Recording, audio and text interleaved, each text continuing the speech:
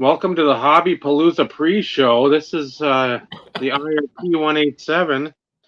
We're gonna murder it tonight. So Vincenzo, Steve, Dave. I guess that's happening. What, this weekend? I have no idea. I fucking literally cards. The only thing card wise I'm gonna bring up, and I'll bring it up right away because I see some other people on Instagram that need to get kicked where their deck used to be. Up there in Sitka, we're talking to you. Hey, Daredevil. Well, Seattle, wherever you're, and Mike Kramer, trying to get in Mike Kramer's basement. Chris Justice, we had talked about this amongst ourselves when we had him on, and over the past couple years, where the hobby's become just a short bus that has gotten into like a limo bus full of short bus participants. That's fair. well put there, Dave. And that's, I think, where we sour on it now too, because it's just stupidity. I mean, literally, it's a clown car of dumbness. And when I saw the title of the video, I'm like, I don't have to watch. I'm like, you don't have to, because he referenced it in the video, like that's what he says when he's done. I'm like, yeah. If you watched him for any amount of time, yep, you know. And I'm trying to cook up some more stuff, try to get a hold of him, see if we can get him back on at some point, because I want to know that thought process. And again, if we're giving away spoilers and somebody's out there trying to undercut us, that's fine. Your interviewing skills suck ass, so good fucking luck.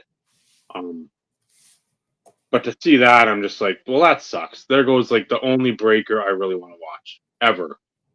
Yep. Again, no shade or disrespect to Ryan and his group, but that's not the group I want to watch. I'm as everybody knows, we like the same shit. It's the same shit over, like when we were kids we'll watch it. Teenagers we'd watch it. Growing adult men we'd watch it. Getting older and decrepit adult men, we watch it. We want to watch the same fucking shit all the time. It doesn't differentiate. And if it does, it's very rare because okay, maybe we're like Slapshot and there's like Shorzy, okay. That's in the vacuum. So it comes in the vacuum. It's not fucking like something else like we want to watch McLaughlin Group on fucking PBS because we watched 120 minutes or whatever. It's like, no, that doesn't jive. So to watch that, to have somebody sensible, have dumb comments, movie quotes for everything, TV quotes, something with a song. Gravy train with biscuit wheels. The best. I don't care what anybody says. Like the best statement ever. Yeah, when you're doing well in a break, or you got a numbers break, you got a team break, and then you hit a Dak Auto rookie. There's a Zeke RPA to 5, and there's like an Emmitt Smith like patch auto veteran variation of 25. Yeah, that's your biscuit, your gravy train of biscuit wheels, and then it's rolling quickly downhill because you're hitting the mother load. But it sucks. But again, you knew this day was coming because I'm not gonna say it passed him by because it didn't.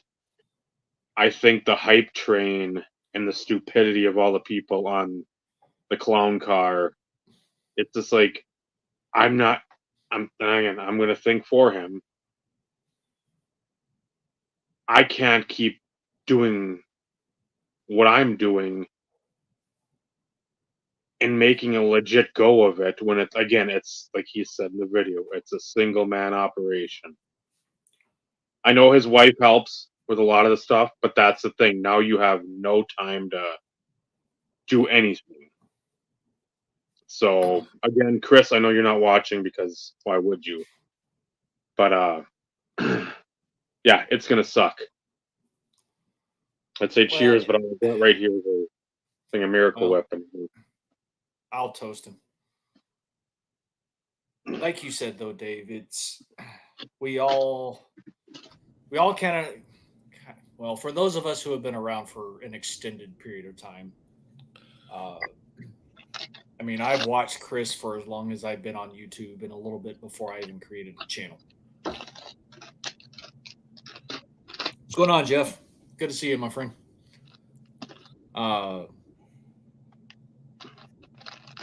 We all kind of kept it in the back of our mind that at some point there would be an end of an era. We just didn't know when that time was going to be.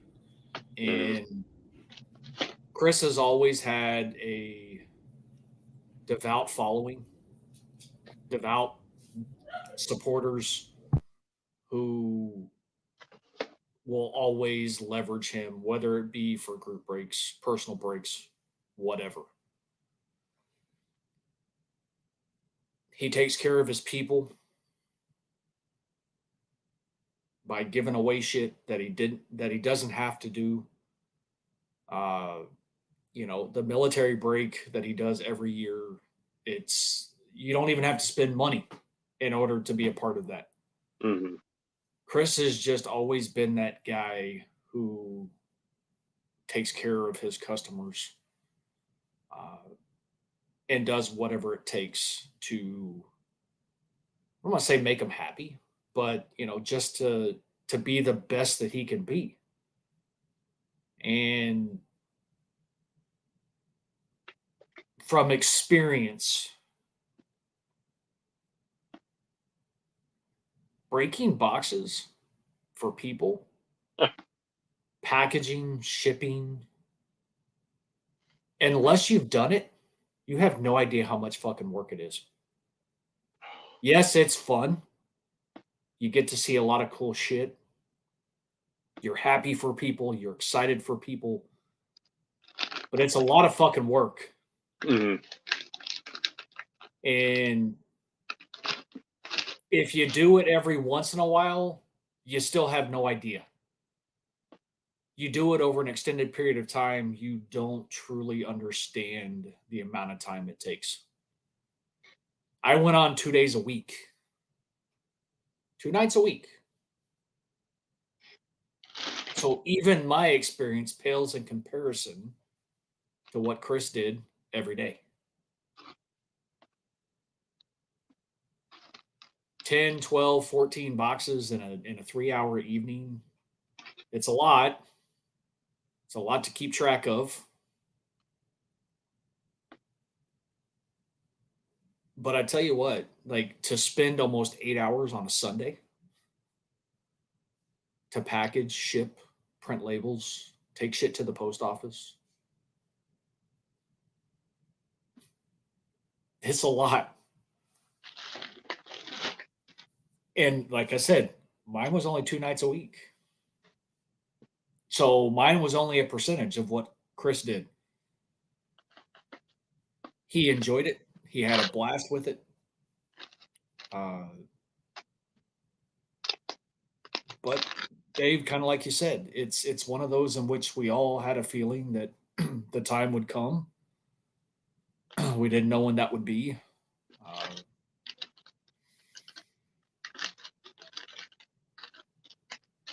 I think it's just like for me, even in a short amount, I got burnt out.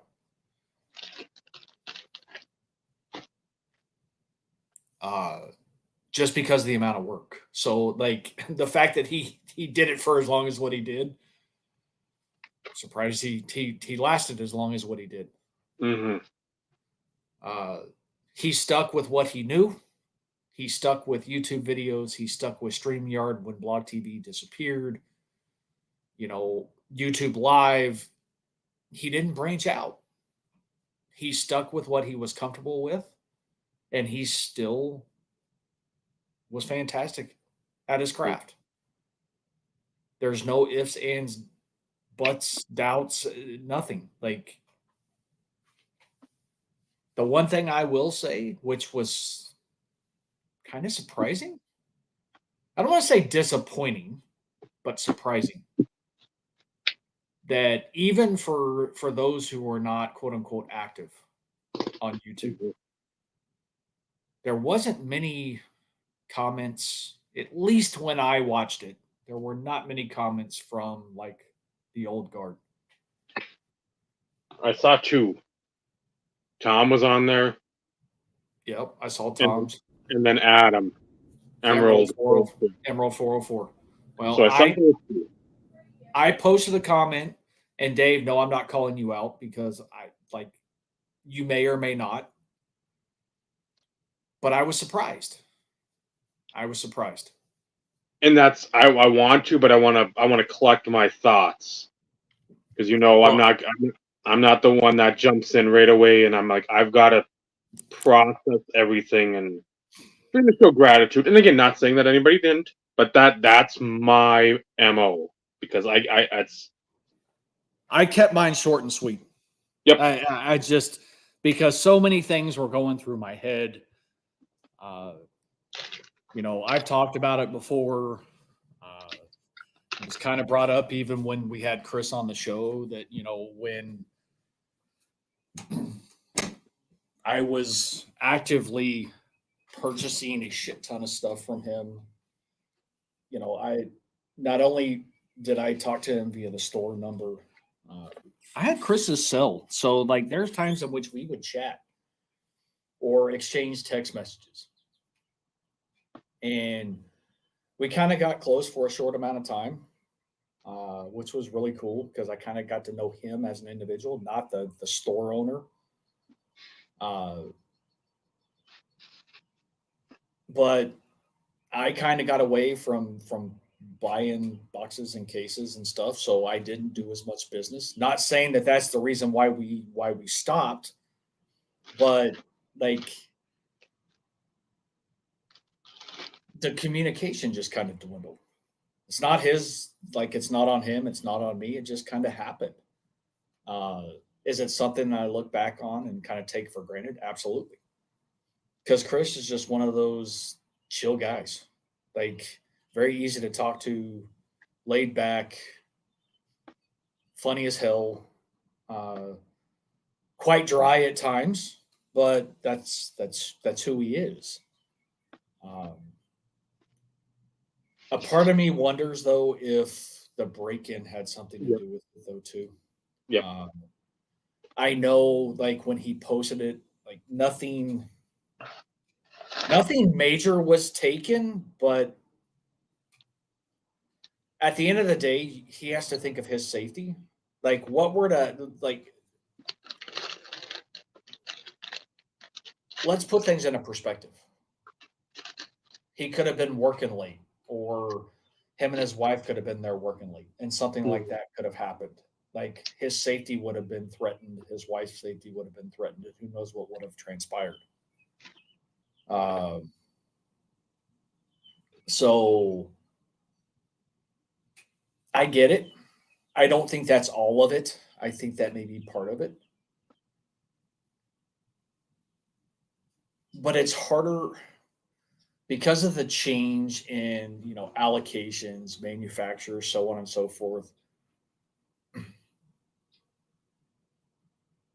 I also wonder because he wasn't he didn't spend at the top of the game, so his allocation through his distributor and or direct with like the manufacturers, certain manufacturers, may be Mhm. limited. And he always wanted to be competitive. Well, when you have freaking 150 different breakers out there to choose from, you get to the point to where are you selling yourself short? Are you too cheap? Um, if you're in the middle, which could be a multitude of others, does that impact your chances? He always maintained his customer base. He grew over time, Mhm. but I think to a certain point, because of the other methods of breaking, whatnot, uh, to name the top,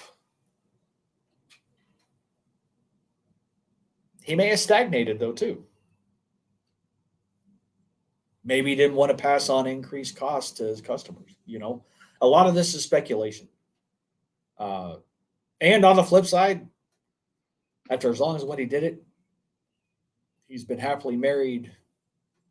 Maybe it's time for him to, freaking spend it with his family, man. Shit.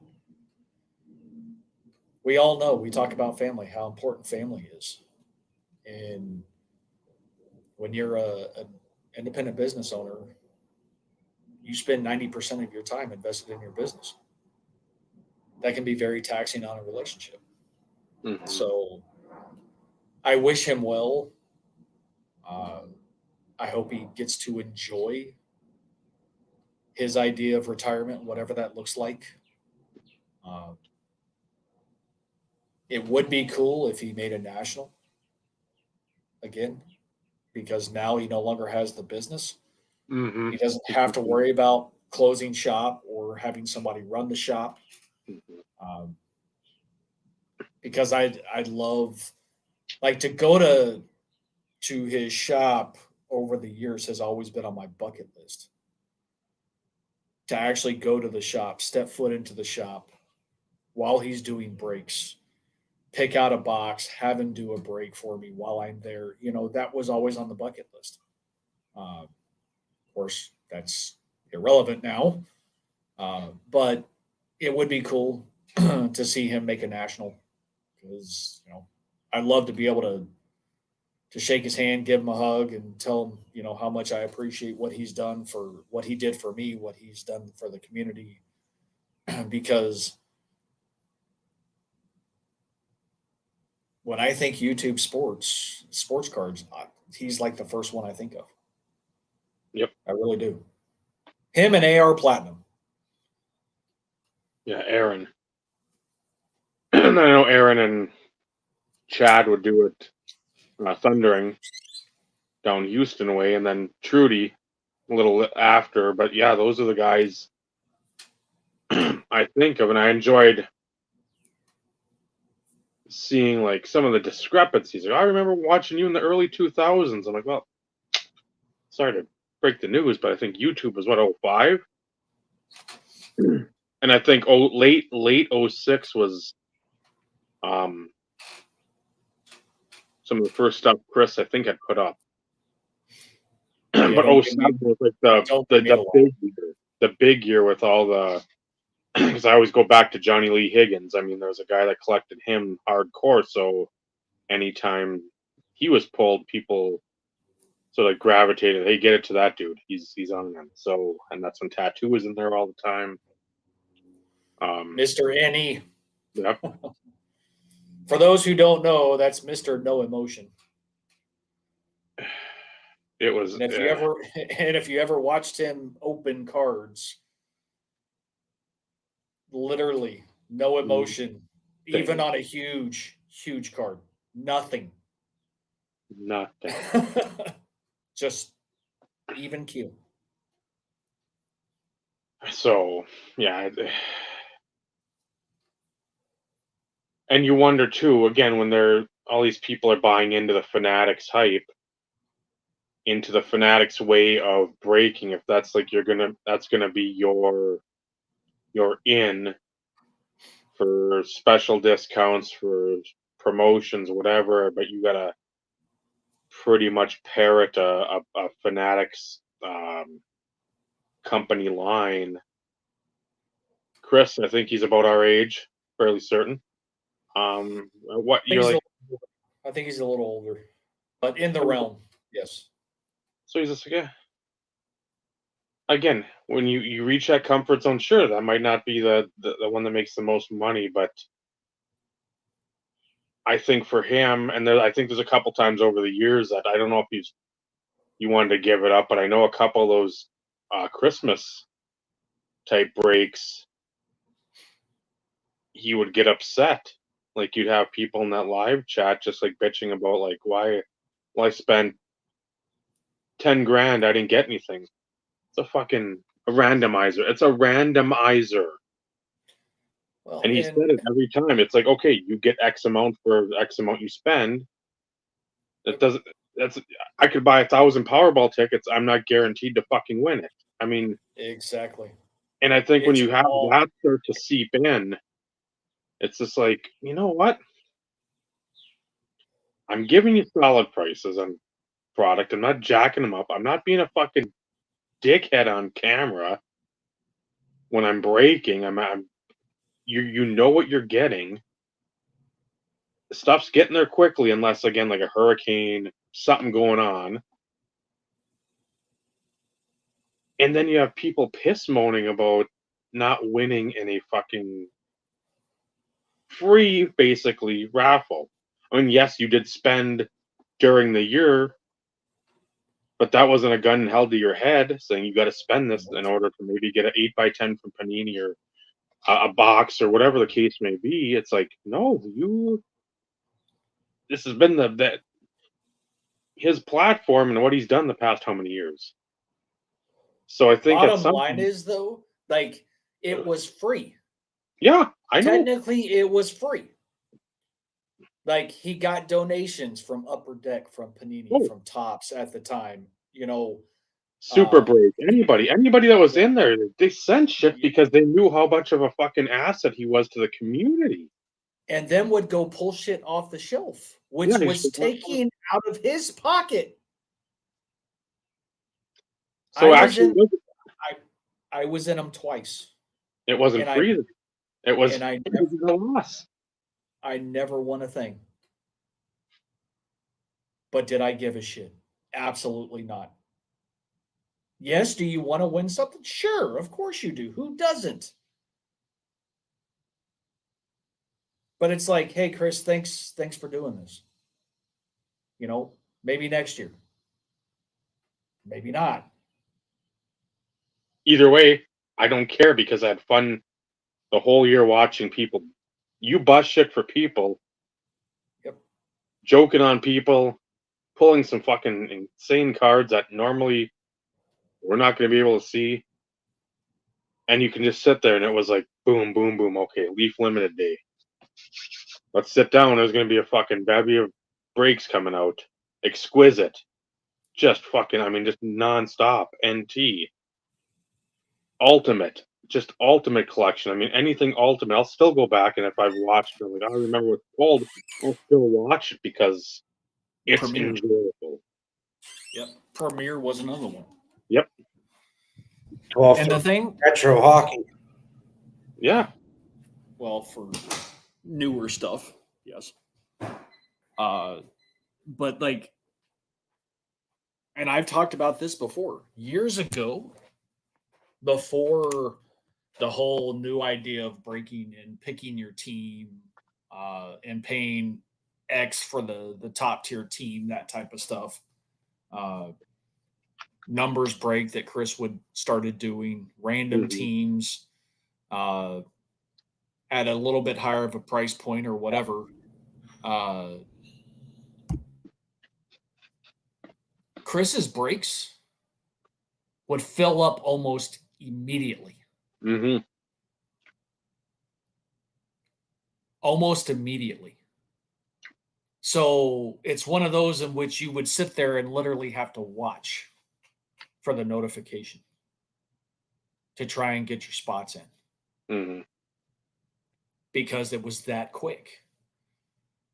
And back in those days, he didn't do a ton of them. He didn't do a ton of them. And they were never at the shop either. He did them from home. So he'd go work the shop all day, do box breaks and all that other kind of stuff, break cases if somebody bought a case, a personal case. But then the group breaks would happen at night, like 9 o'clock Eastern time, 2 to 3 cases, depending on the situation.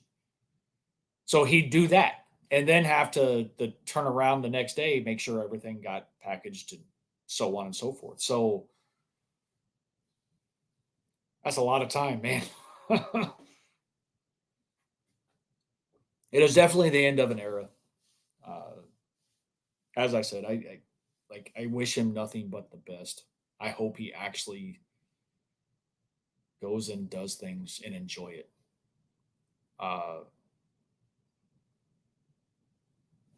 he's like on my Mount Rushmore when I think of YouTube. Like I don't know how else to express it. And do I watch the same amount of videos from him as I used to? No, because a lot of the stuff I don't care about. I don't. One, because I can't afford it. uh, at least from a breaking perspective. But, another thing with him is he was very active in the community early on. Mm-hmm. He'd he'd hang out in other people's blog rooms. He'd make comments on people's videos. Uh, you don't see that from any of the other breakers. Fuck no. If he pulled something for somebody and he knew there was a super collector of said player, he would mention in his video. That's how I got one of my 101s from 2011 Gold Standard. Was through Chris. And he would always say, I'm not saying that it needs to go there. It needs to go there, but in the event that you're looking to move it,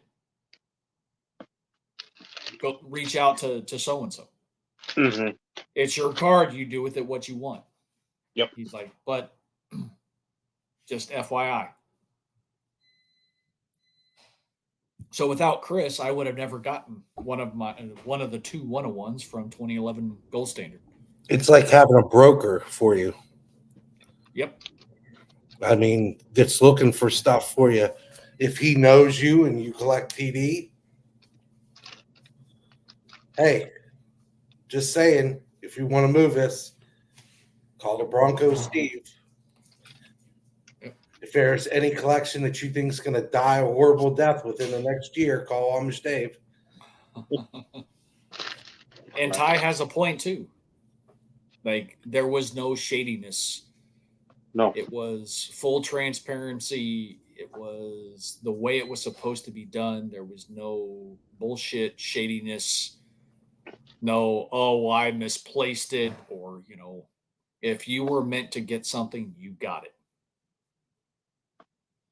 There and was if you didn't get a box, like you got a box and you didn't get something, either Look it out for you. Yeah, if it was something like a big, like an NT or something like that, immaculate, whatever, then he'd do it himself. Usually, though, he'd say, "I'm going to send you the UPC from the box. I'll send you like Tops's information or whoever, Upper Deck. I will get a hold of them. I will, if you need the video, just link it or whatever. Let me know if you need me to help you in getting what you need to get or what you should have got in the product you paid for." So you don't see a lot of that. Like, oh man, we got shorted a hit. Oh, that sucks. On to the next one. Yep. Because people nowadays don't care. If it's you, yeah, you care, but he didn't have to do that. But that's why a lot of us gravitated towards him, that he would go to bat. Well, truth be told, like when Upper Deck changed their redemption policy and pretty much, like, if it was expired, screw you. Your only option is to send it in, put it in a drawing type situation. He talked to a few of his contacts because of a redemption card, and I still have it. He's like, no promises. He's like, I'll see what I can do. The worst they can say is, sorry, Chris, I can't help you, or I can't help, your customer. Yep. And that's ultimately what happened. But like, he didn't have to do that. No. But he did it anyways. And huge card. Huge.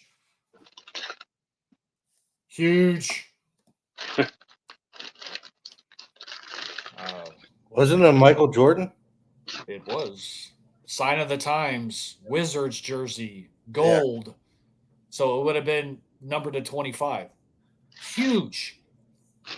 Huge card. 23, wouldn't it? No, it would have been 25. Sign of the Times gold was the 25. Still, anything Michael Jordan, what the hell? Well, and he didn't have a ton of Wizards autographs either. No. Would I have rather had a Bulls? Absolutely. But, I just, in one of these days, I'll have to peruse and stumble across it just so people don't think I'm bullshitting anybody. I have no reason to lie about it, uh, but I still have the redemption card. And, like I said, and I pulled it from a pack.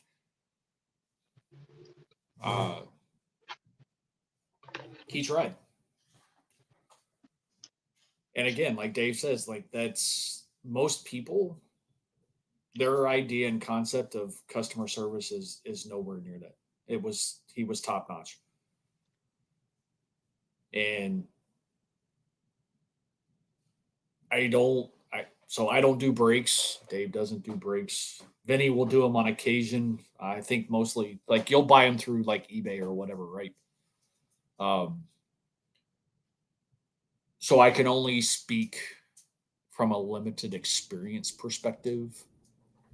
I know it was only a few times. Twice, and So, I hit once, and the other one I didn't get who gots.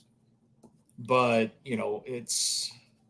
it would back in our day, like from a group break perspective, it was Chris, True 17, Tyson, Denny, uh, Nick. Nick, thank you, GSN cards, Ryan and Neil if they did like a custom case break, uh, Michael Sevens if he Yep. did custom, there was just a small handful of people that you did breaks with. Try Five Tie did cheaper breaks too, so a lot of the core group that we all hung around with, did join a lot of his. Uh, but Well, the option, Irv was with Truth at the time. He wasn't on his own. correct. Him and So, Cresco, Wisconsin football, I think. They were all sort of in the. and I may have Joe, but it's been so long ago that we've had some additional people come along, so maybe they haven't seen it. So yeah, it sucks. But again, we knew it was going to happen at some point. Like you can't go on forever for something like that. Um, I mean, you look at Ryan and Neil for instance.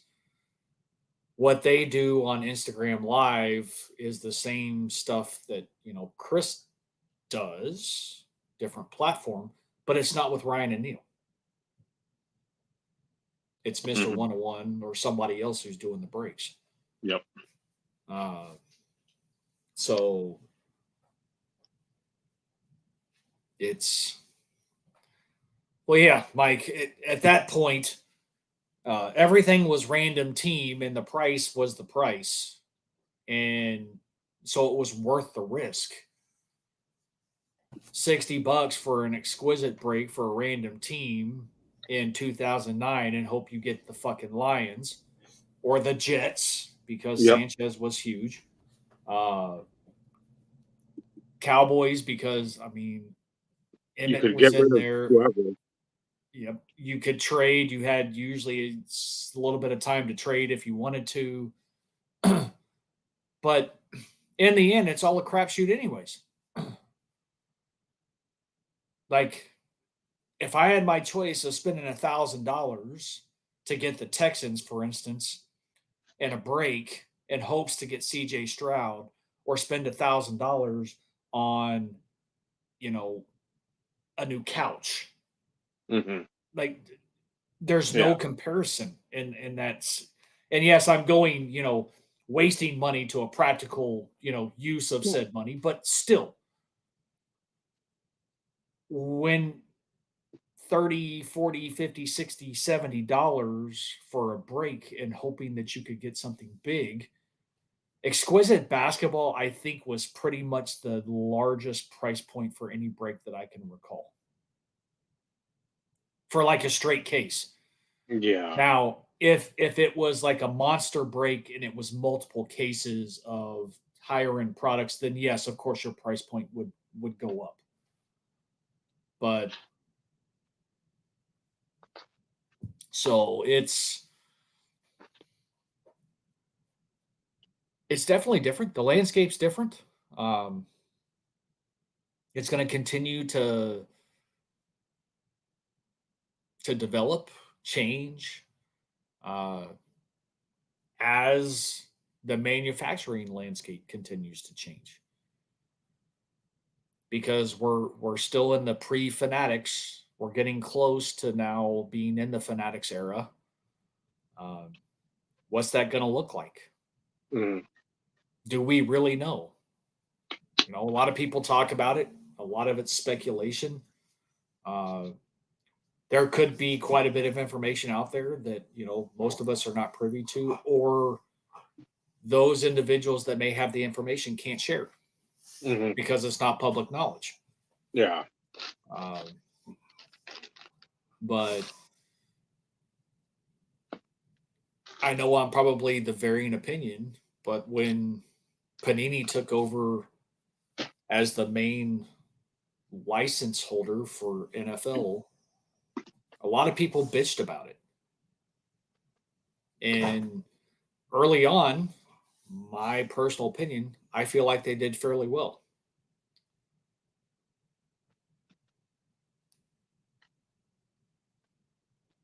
But that changed. Yep. And, I can't tell you why it changed. I'm sure there's a lot of factors. It's not like I pay attention to the industry news. So, truth be told, I really don't give a shit. But, you know, they didn't do bad.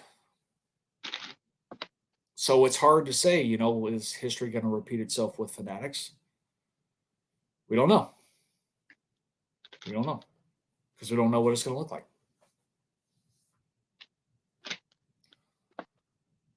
Truth be told, I don't care. Right now, I could give two flying fucks. The only thing I care about when it comes to Fanatics taking over the football license is if they bring back Topps Chrome. Then I'll give a shit. And if that's the only thing I buy every year till the end of time, as in somebody collating a set, then so be it. But outside of that, I don't care. Just I don't.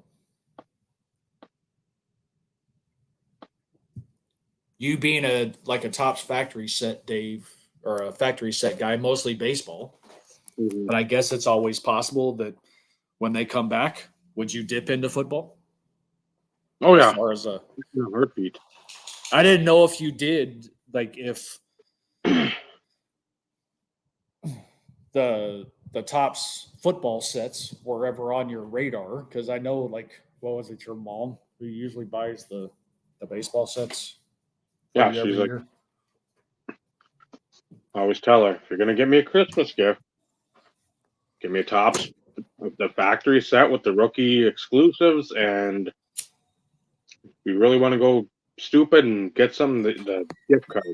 I'm like, I don't even want that. Just the factory set is more than enough. Well, and Ty, truth be told, we don't know. We don't know if we're going to see a return of game used, because with Fanatics being the jersey exclusive for all major sports, I think you're going to see an influx of more player worn shit. Hmm. A lot more. Or better yet, no, not from any event blog. So in other words, it's, oh, we've got a shit ton of Terrell Davis jerseys from, that we produced 5 years ago. Let's create a shit ton of Terrell Davis cards, and we're going to use freaking Terrell Davis jerseys that we've had fucking sitting in the warehouse. Hmm. Like, we don't know.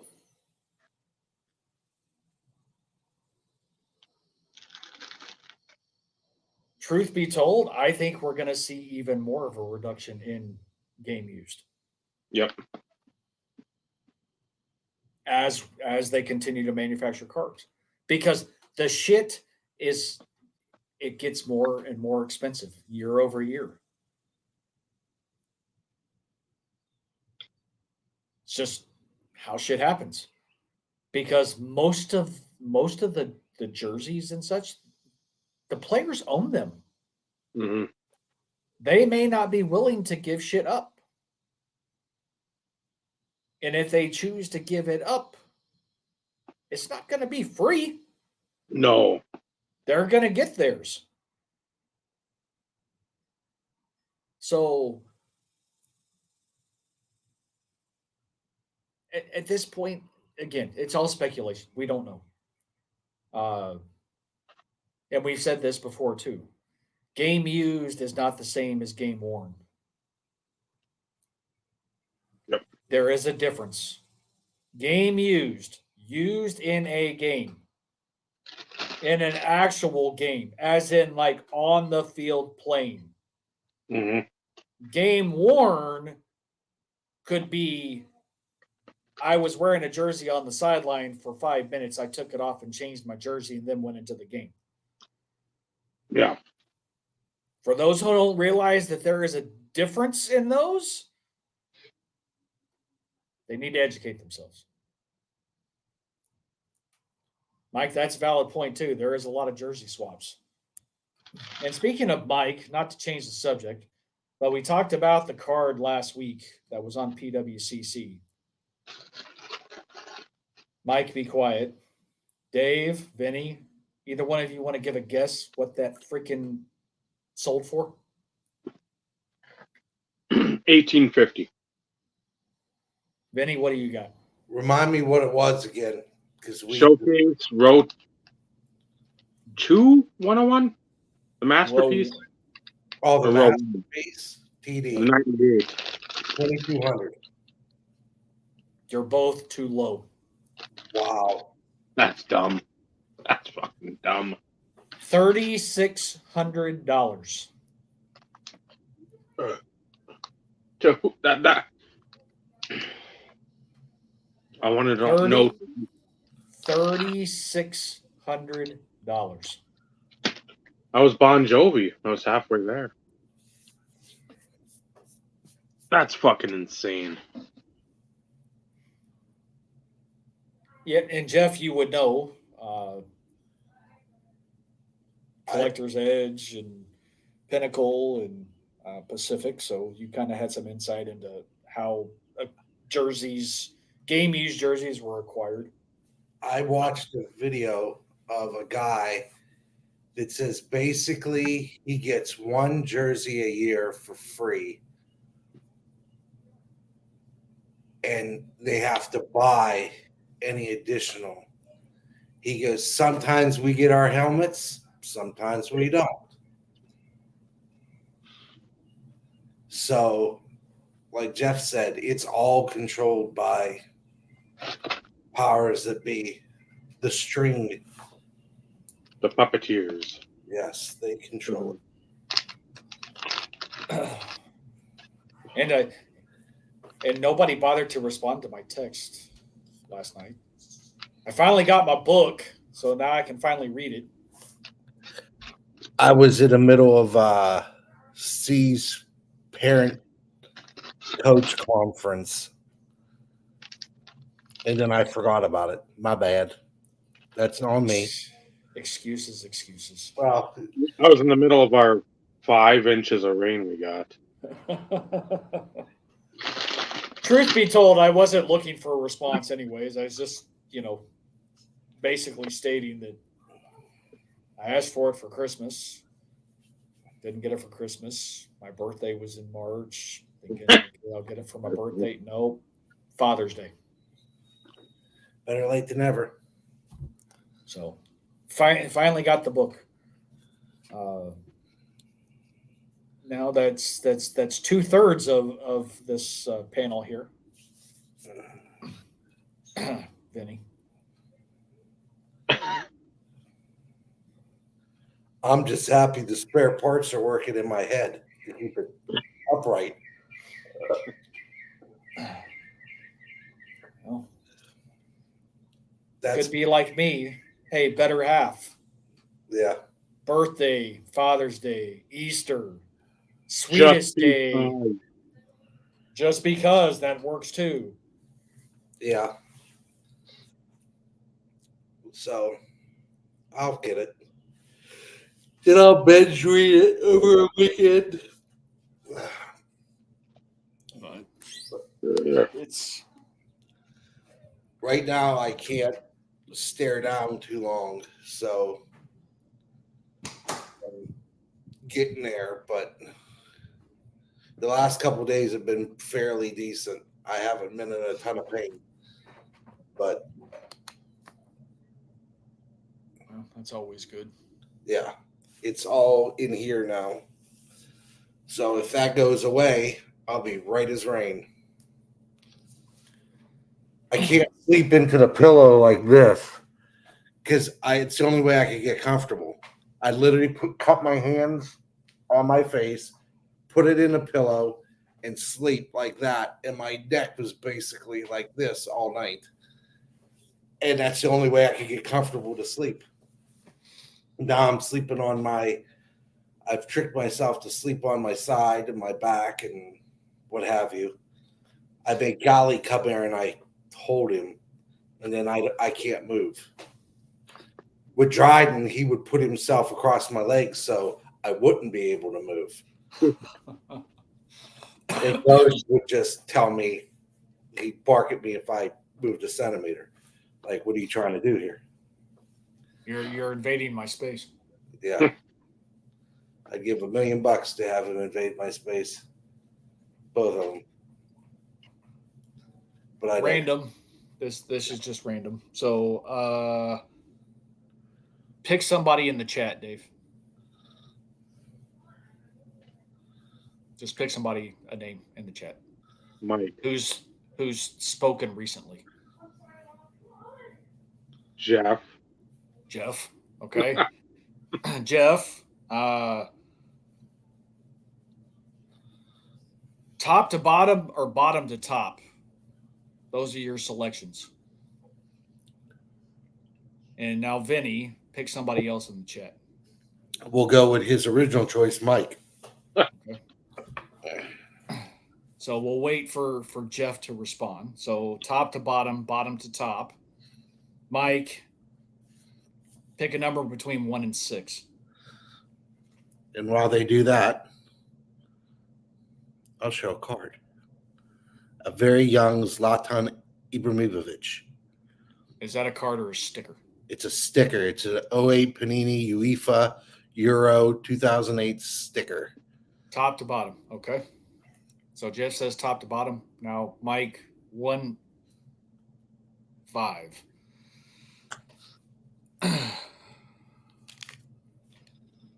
So top to Game bottom.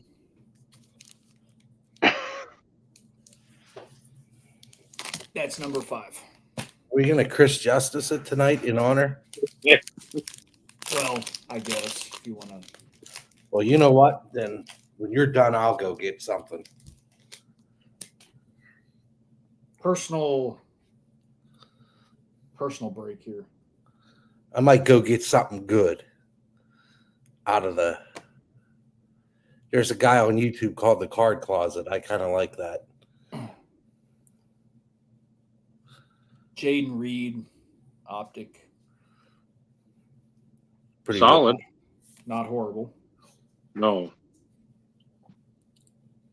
Tua.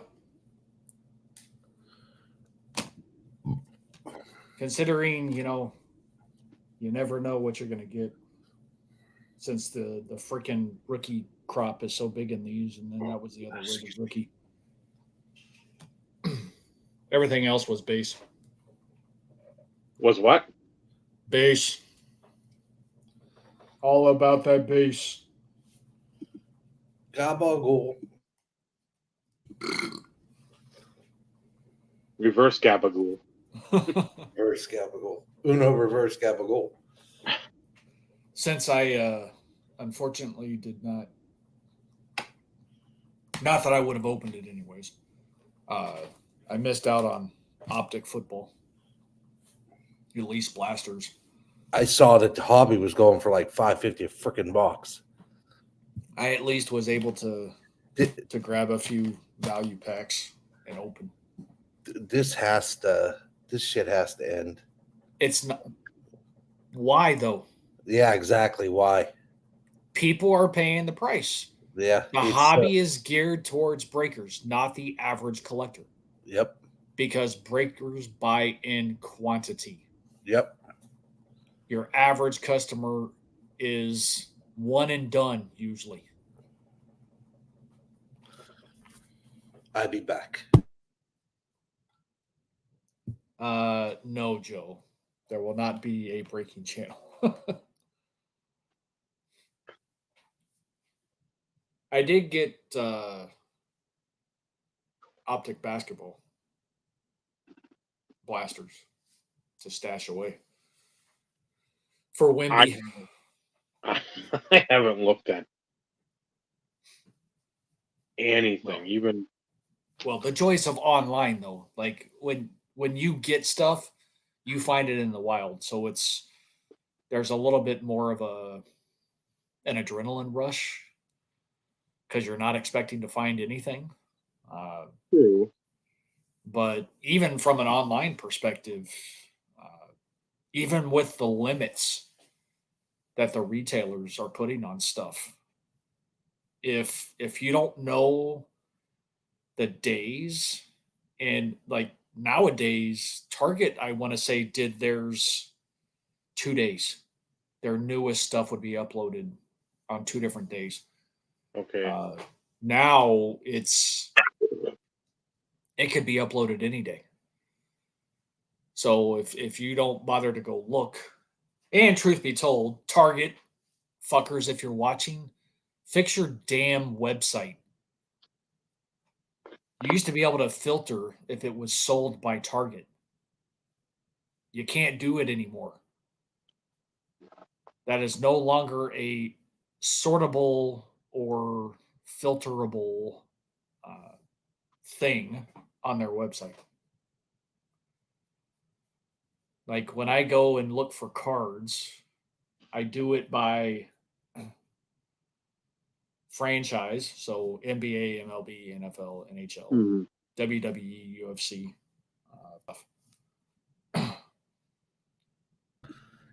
and then filter, newest. Those are my filters. Like I don't need to see 91, 92 upper deck locker box. I Sure you don't do. need to see uh, a prism base Wimby rookie. I don't need to see Project 2020. No, I am looking specifically for retail boxes that happen to be sold through Target. And since they got rid of sold by Target, that's not even an option anymore.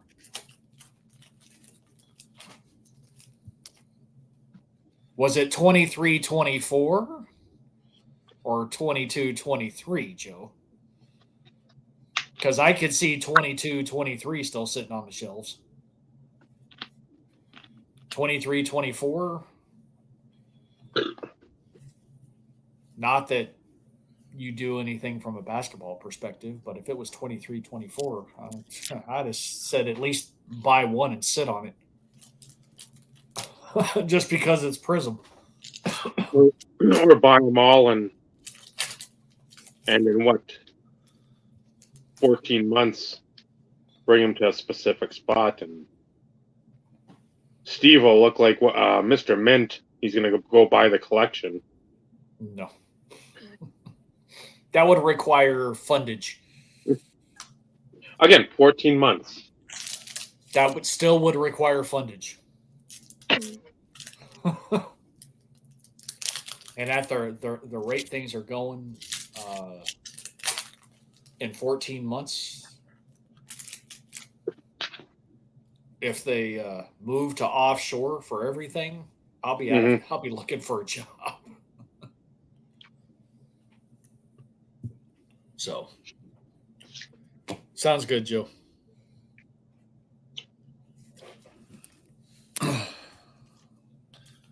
What year Upper Deck is that, Vinny? I didn't bother to look. 2021 Series 1. Lafreniere.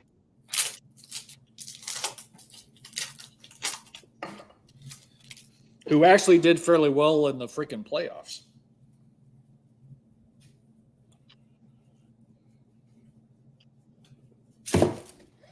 Hey, Patrick Hornquist.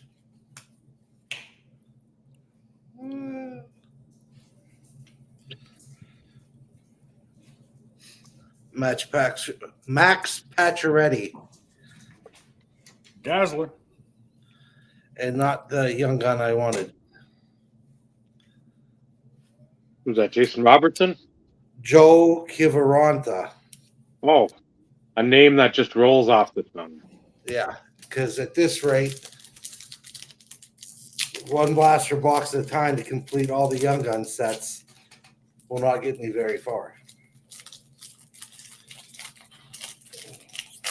Aren't you still looking for lots, though, every once in a while? Vinny? Yeah, I am.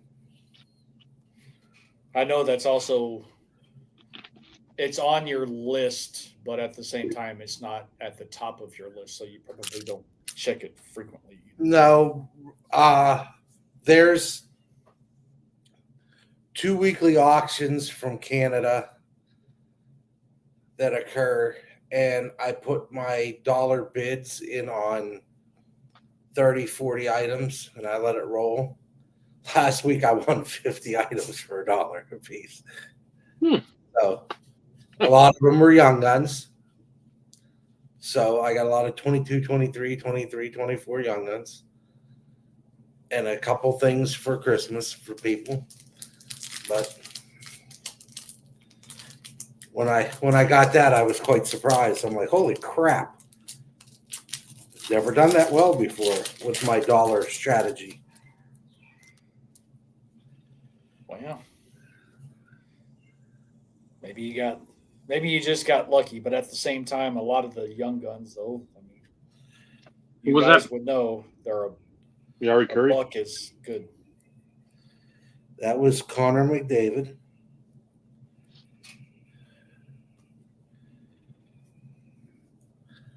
Sebastian Aho portraits.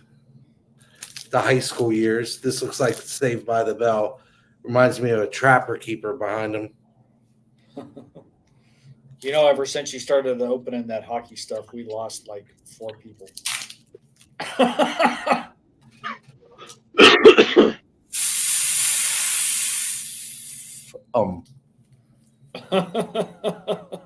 You're deflating a tire? I know that sound. And two more with the deflation. See? What are you doing? Oh, I'm going to jump 4 up. it bounced back. Well, that was a big. See, this is also why I don't normally open any of it. I need to feel. That don't feel too good. I might have to Yeah, go but you're using it to try and fill holes. scratch the itch too, because Yeah. it. Well, that's why if you see me open anything, it's value packs. Because we all know that, yes, retail is not what it was a few years ago as it pertains to the availability of some of the bigger cards and the bigger hits and stuff. They've kind of changed some of that.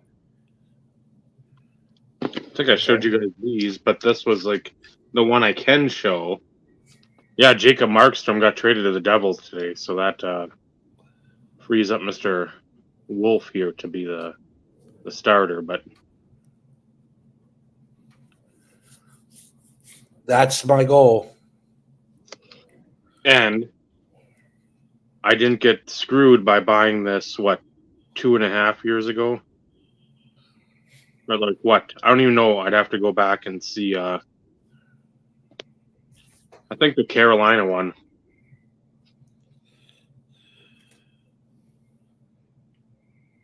Yeah, Carolina Hurricanes. I think there's one for the Islanders, maybe. Anyways, you were saying, Dave? But 3 of the cards are Christmas gifts. And this one, I was like, well, I'll throw a bid on it because I've got a copy. It's got like a ding in the corner. Came out of the blaster that way. And I know this was more than what I paid for it. Way back when, obviously.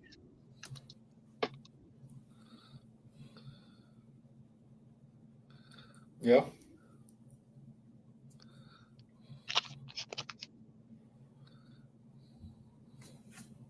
Can't go And again, wrong. I'm sure the pop report Is through the roof. but that 2019 Series 2, that was a fun break. There's a lot of stuff in there that was enjoyable. But anything from base tops though. Series Especially 1, the Series 2. Series 2 update, even past football releases, basketball, pop reports on any of your rookies are through the roof because Oh, yeah. there is an abundance of the product. Yep. And now everything's magnified where if it's not graded, it's not worth shit. So spend to have it graded to have it worth something. How much do you think that ran me? Would you buy it? Within the last month. I can't give you an exact date because I can't look at No, I eBay. don't need an exact date. I was just curious. Yeah, last month or so. $15 shipped. Just about. I think it was like $12.50. Plus, and again, the other 3 cards that I got with it are PSA 9, PSA 9, and a PSA 10 on one, where I'm insanely excited because I've looked for that particular card because there's a plethora of variations. And to have that at a PSA 10 come in at like $11 when I know there's raw copies that I've had on a watch list for 6 months that have been like 35 to 50. Yep. Well done. But to put things into perspective, though, too, and that's what if the price of cards go up? Oh, They go up. There's your answer. But we it just, all know that we haven't reached the new floor yet. We know what the past ceiling was. So, is it possible that some specific sets, cards, inserts, parallels, players, there's always that possibility? But that's because the market's cyclical, anyways. It's well, happened for years. and especially with current players. I mean, you have a guy that goes off for 2, 3, 4 games. Guess what? His or her shit is gonna go fucking dumb. Yep. Caitlin Clark goes off whenever that WNBA Prism comes out. She goes off, and I mean, she'll be hot no matter what. But I mean, maybe like her teammate Asia Wilson, she goes off. Oh, I need to get her rookie card. Where's her holo? Where's her auto? I mean, it's not like Yeah, that'll be the only time that there will ever be a WNBA product in my house is if and when that comes out and I'm able to get a few to sit on. And it's like that last year's, well, I can't say last year because it's actually this year's rookie crop is pretty loaded for a WNBA. Well, yeah, you when think about Angel Reese is the number 7 pick, that's like, wow, that's a deep draft. So, So- it is. And in those situations, it is an investment. It's I- blow an I- investment. I've never not been transparent.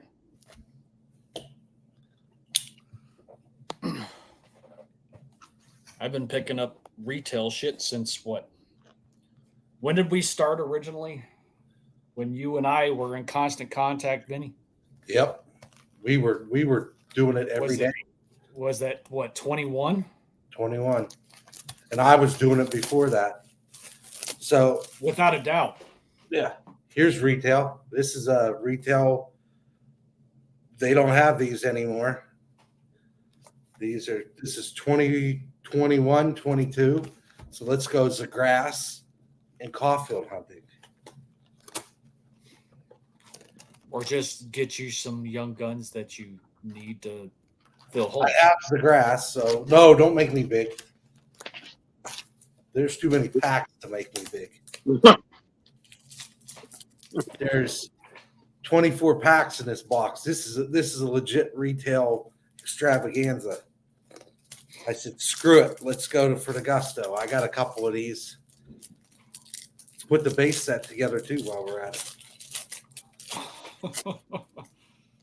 And now I've seen too on Instagram as like a sponsored ad because I might look at softball stuff on there once in a great while. They've got like, I'm trying to remember who it was, like in the early 90s where it was like the Michigan set. Don West had that Carolina set with the Jordan and the Jordan rookies. He'd be pimping. I don't know who else has it, but now they've got, I've seen Tennessee, Texas, Oklahoma State for softball, like blasters. I think you get, what was it? I don't know if it was like the 1 pack of cards and maybe 2 autos and a mem for like $65. But Oklahoma is sold out, and I'm like, well, that there defeats the purpose. I get that, but again, I wouldn't even care who Naomi got because I mean, just watching her open that would be fun. Who's that? Archer Thurby? Varlamov.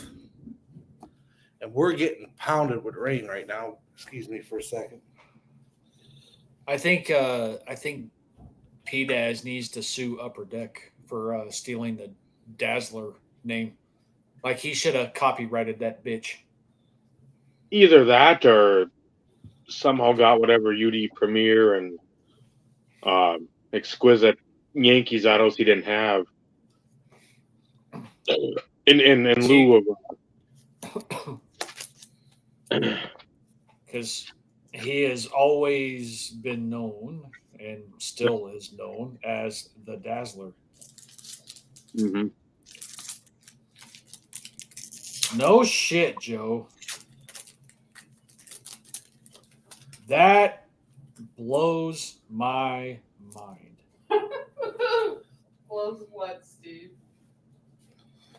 The fact that Joe, Mr. Doctor Exclusive, those are hangers, but still, like I would have never expected to see those in the wild. Wow.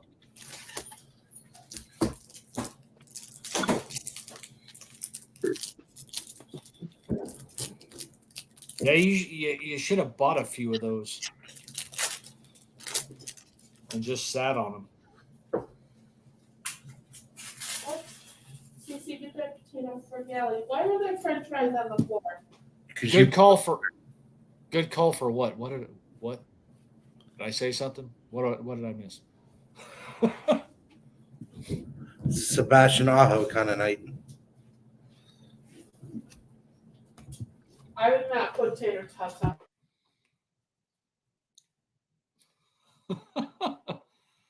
Oh, yeah.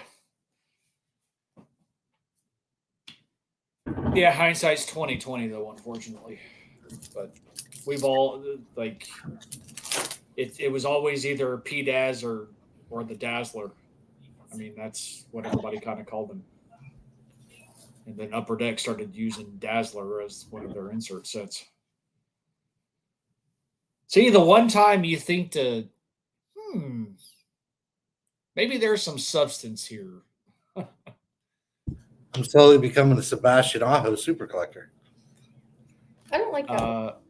Far from it, Vinny.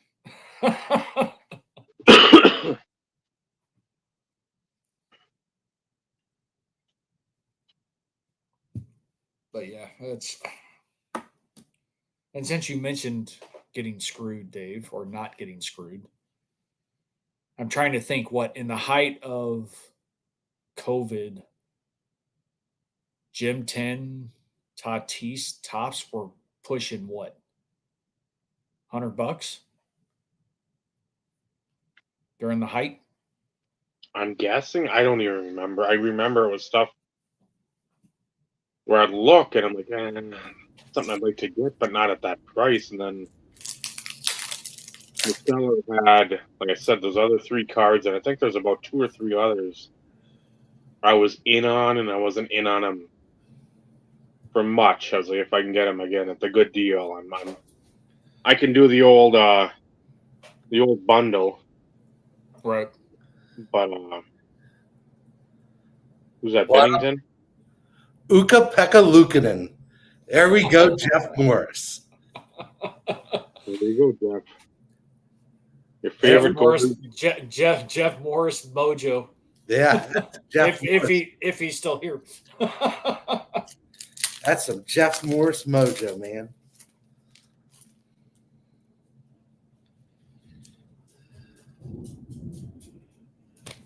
Ty, pick a number between 1 and 5. I'll open one more. 13. No. Close. 16. Last time I looked, 16 and 13 were not between 1 and 5. Oh, I thought you said 1 and 25. 3. Is your There you go. Go Bucks.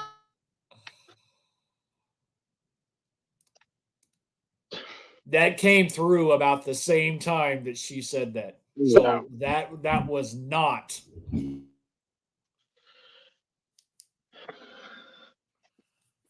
Lucky 1, 2, number. 3. All right. Let's see. This is my dinner. Ranch? Just ranch? Child, go back to school.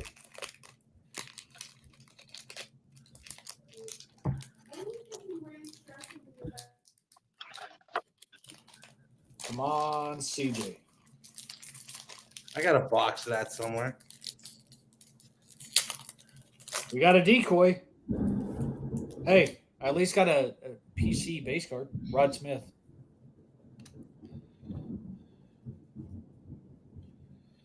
I saw Joe the max contract, which again, if they gave him, Really? they gave up how many players or picks, it's like, well, you better get something or keep him. Really? Let's get the same rated rookie out of 2 packs. That's awesome. If it was CJ Stroud, it'd be okay. That's a nice looking card. It's like the old chain reaction? Yep. What's it called? Chain reaction. So they stole it. What a shock. Good job, Panini. Well done. Barry Horowitz yourself. Well, that was a fucking dud.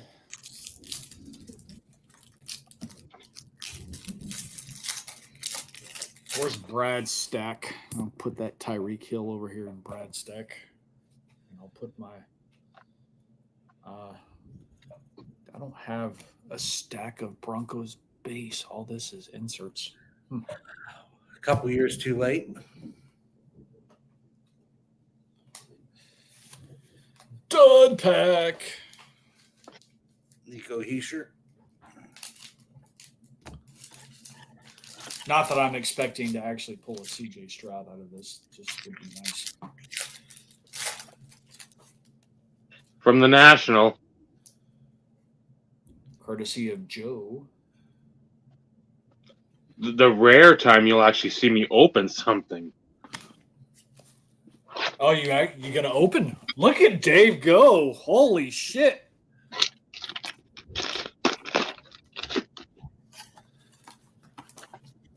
Other than chasing the hits, like you said, this is the only time that we're gonna see you opening anything. Yeah, literally the only time. Well, everybody's Or in a opening. Okay. Or on a live stream, an impromptu live stream. Who else do we have in the chat? Paul.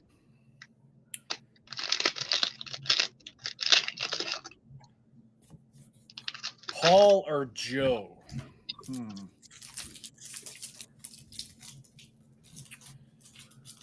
We'll go with Paul, just because, not to pick on you, Joe.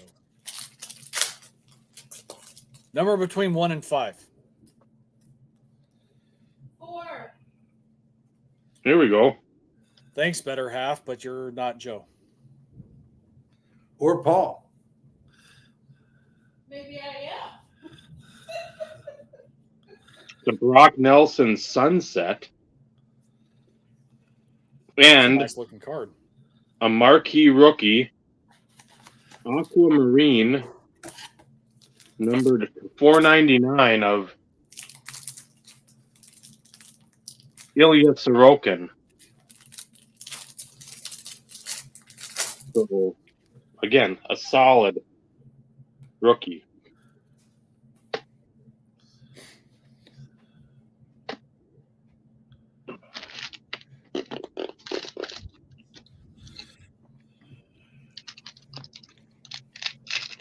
Paul must not be listening. Yeah, and the game's not on, so. Yeah, he has no excuse. Trooper, shut up. You only want to go outside. Never mind. Earth to Paul. Okay, man, there's a lot of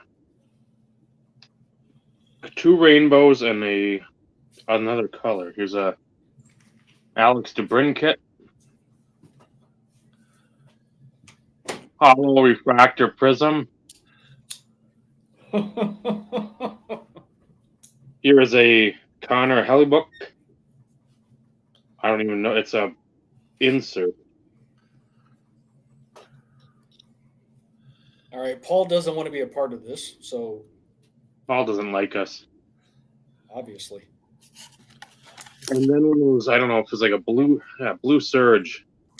So like a blue wave. Mark Stone. Earth to Paul. Are you there? Joe. Left to right. Joe. Left to right. Right to left.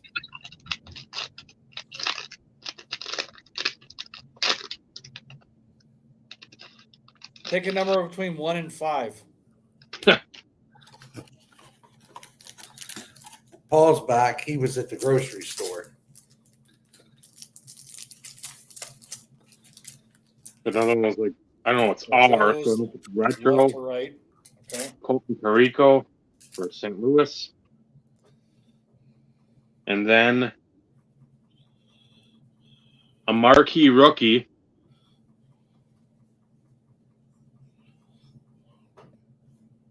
Minnesota guy.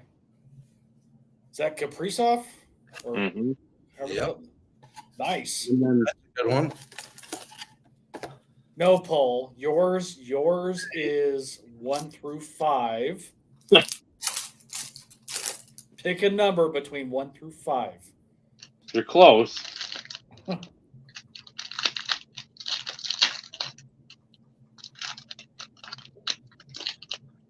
There you go, Dave. Don't you mean there you Oh, go, is that Steve? Robertson? Yeah, but Dave's like a super collector, Jason Robertson.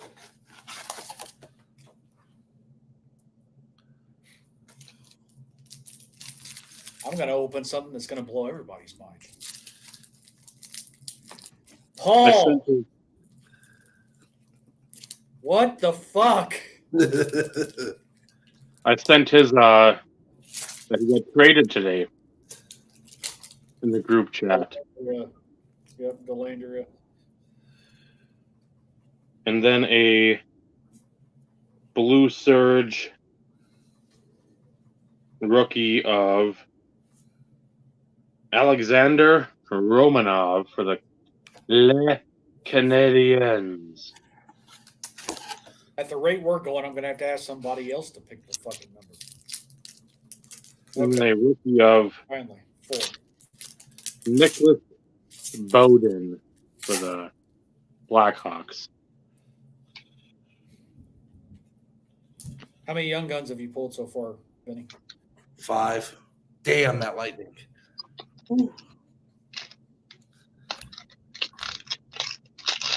How many packs does everybody have left?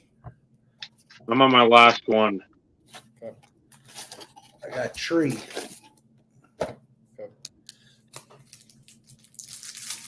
24 packs went pretty quick. This is the biggest box I've opened in 5 years. And I'm hoping everybody's sitting down when Like a Rene Tukarask.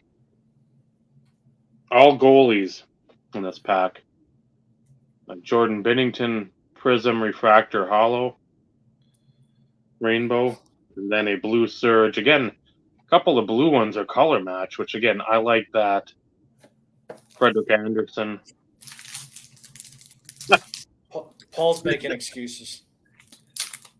Paul told you to chill your balls, Steven.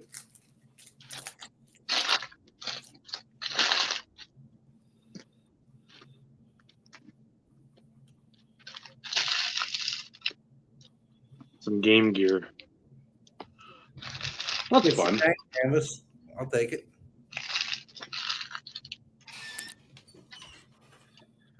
Last pack.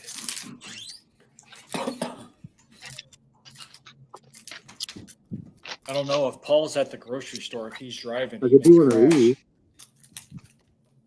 Open this. Joe said left to right. 1, 2, 3, 4. No P.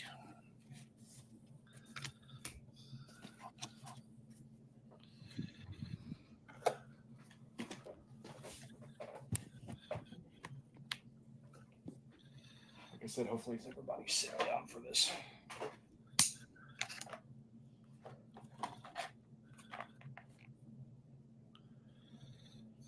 I'm not going to show it just yet because I want to crack the seal.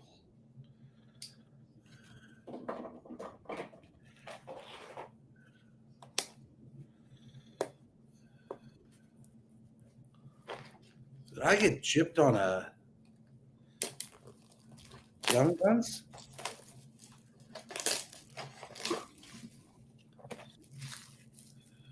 Anna, did you get gypped on the young ones? We'll find out here in a second.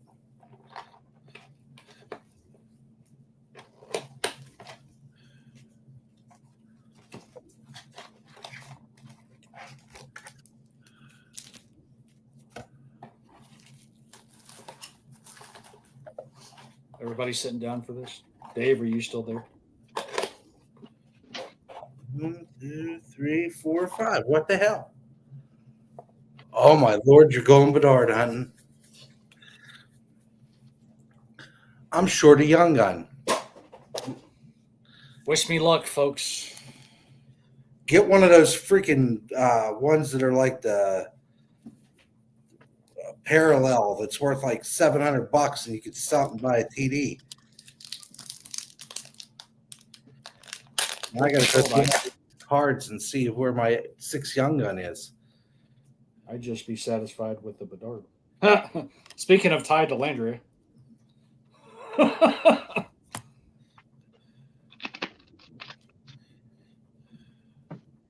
you go, Paul. I guess if you want to make me big. There's a McDavid. Premier. I like there's gold foil on there though. I like that. I'm guessing, since I don't know anything about these, but like I'm guessing that's a yellow parallel.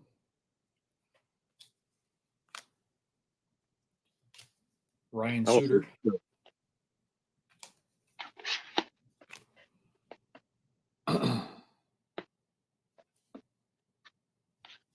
I'll be back, guys. No rookies in that. No rookies. Like, truth be told, I'm not expecting anything great, but on the flip side, that's why I said hopefully everybody's sitting down.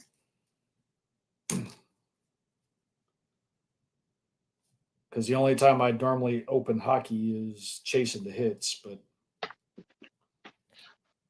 so this is a parallel. So another yellow. Wrong Blackhawk. One of Jeff's favorite players, a car. 2023 All Stars.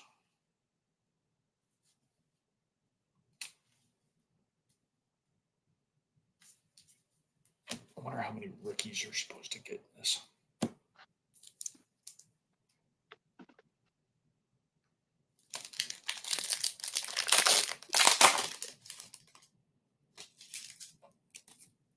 Hey, Hall of Fame 2025. That's what I'm shooting for here.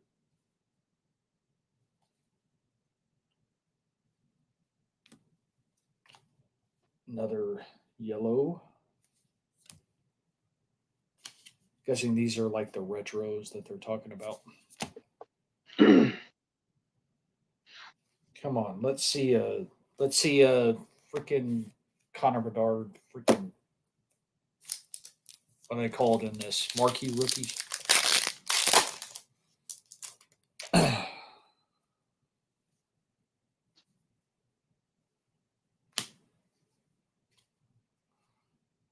Yellow. Oh man, I pulled a checklist. Woohoo! Lucky.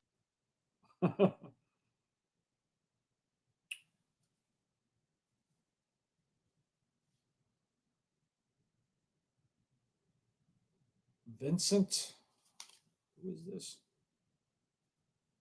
There's your marquee for the Caps. McCarr base. God, that kid is so good. Watching him play against Dallas. Yeesh.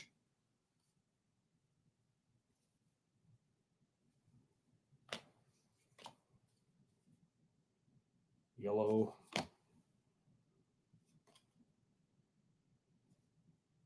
Another marquee. I have no idea who the Former fuck. first-round pick. Played some good minutes for them this year. Other than Bedard. No, I'm not going to check off who I got.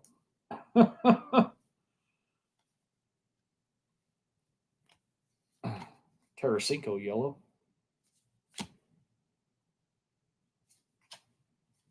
Retro.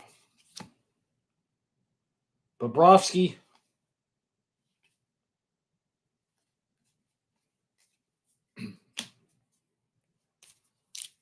Uh, 3 packs left. Yeah, I'm not going to complete a set of this. I have no interest. Yellow. Guessing this is a blue variation.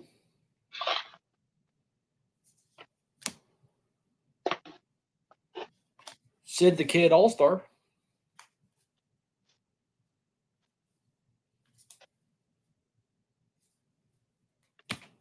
Hiskinen for the Stars. 2 packs left.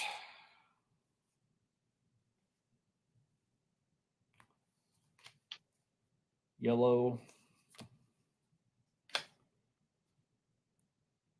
retro rookie, which is the same guy I pulled earlier.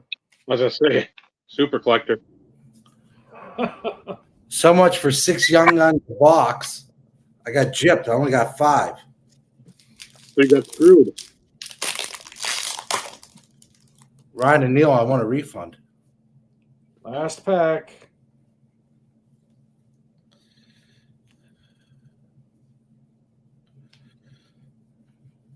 Yellow.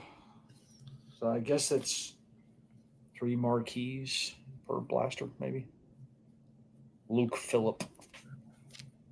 Never trust a person with 2 first names. Well, there you have it. No Bedard. Not that I was expecting one, but that would have been kind of cool.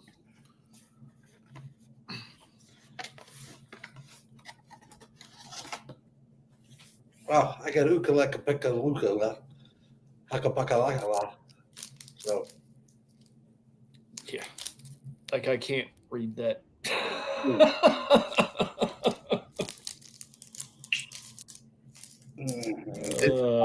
single. Do what? I said, and this is why you buy single. Well, So if there's five, I'd have to open 10 of these and pray for no doubles. Because if I get gypped every box, I'd have to open at least 9 times 6 is 54.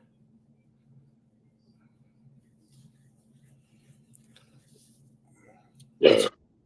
Putting this stuff together by hand is a thing of, it's not the way it used to be. This is interesting, though. So this says each box contains 4 All-Star and or marquee rookie high series cards.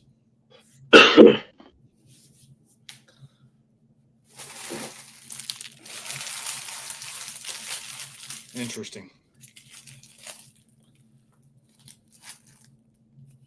Because I got what, 3 rookies? 3 rookies. You got the All-Star Makar. Is there another All-Star in there too? I don't remember. Yeah, I think I beat the odds technically because I think I got a couple All-Stars.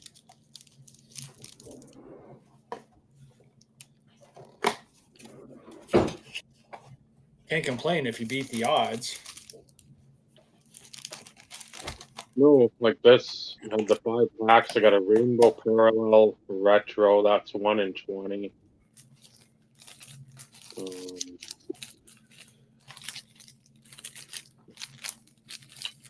Yeah, I'm going The back through. Sunset was 1 in 8. Aquamarine was numbered, so that doesn't even have.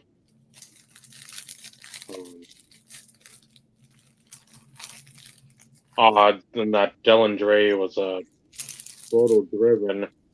That's 1 in 20. So I mean, You did fairly well odd wise there. So, and Sorokin for the Islanders is a fairly decent goalie. I'm happy. I got 5 Young Guns. So let's see. So far, I've 2 All-Stars. So I think I beat the odds. I like two All-Stars and 3 marquee rookies. Plus 1 rookie parallel.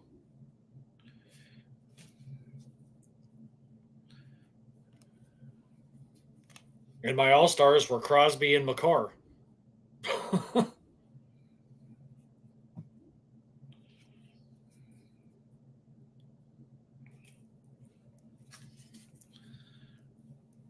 not bad. Yep, and then the blaster exclusive is the yellows. I'll take it. But yeah, like I can't read that either. But case in point, not like you're expecting to hit a freaking home run with regular OPG, anyways. No, Dave bought me that hobby box for Christmas 2 years ago, and then And after I had already gotten it, and that was, I don't know what episode we had. You're like, I hate buying regular OPG. You don't get anything in there yeah, except kind of like, son of a bitch. Like, God damn it, Vincenzo. You're getting it anyway. well, when you did do that, retail went down $15 a box, and I bought 2 boxes of retail and then 2 blasters. So in theory, we could do a side IRP chasing the hits. Yes, and send all the cards to Vinny so he can build the set. Yes. I'll send you the boxes to resend me the stuff to build the set. Those sets are like 500 cards. They're like, it's like if you play an NHL, you have a good chance of getting it. Because the All Stars, I think when I looked at either the Crosby or the McCarr, it was card 525. Yeah, there's like 600 cards. It's like crazy. But the preview OPG Platinums are in there. And if you get, there's some Bedard's numbered at like 25, 5, 10. You pull that, it's like when MVP came out. It was a redemption. I haven't even looked up what the MVP redemption Bedard looks like. Actually, I'll do that right now for shits and giggles and shits. Well, and it's since I missed out on Series 2 Upper Deck because all I would have done was sit on it anyways. OPG was the next best thing.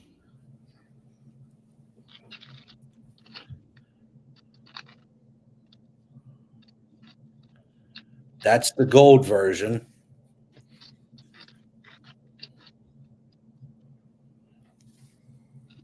Is that a sold price? No, that's the buy it now price. And here's the regular one. $4.99. And he has quantity. He has 2 of them available for $4.99.99. Yes, but that's current listings. I'm more interested in what they've sold for.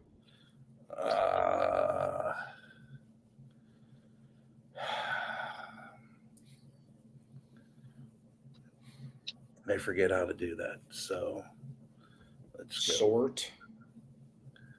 No. Scroll.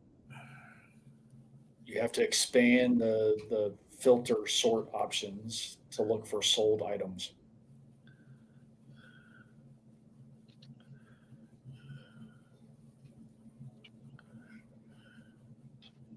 Yeah, so 8 total hollow, prismy, whatevers. In a 5-pack blaster. Say that's pretty good. I guess that's what we call beating the odds. They're going anywhere from 200 to 500. Again, for fucking Upper Deck, goddamn MVP. Yep. And boxes look to be going for blaster boxes, $35. Oh my god, that's fucking absurd. Well, they probably were released at 20. Mm-hmm. And the redemptions, the silver are going for 700 and 1400 for the gold. Or you could buy a silver for 200 already redeemed. Yeah. So what the piss? It's like, Bedard Superscript would be pretty nice. Or the black one. Yeah, the one of what's blacks to 1 or 5? 5.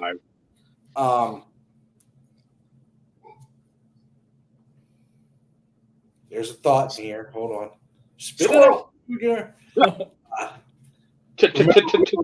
At National, and I was getting those boxes for what, $10 or $15 a piece? The MVP boxes that day, Mm-hmm. and 3 for what, 25 for the Yep. tins. That was Upper Deck, not MVP. Yeah, well, that was Upper Deck for the tins, but the regular hobby boxes of MVP were like $15.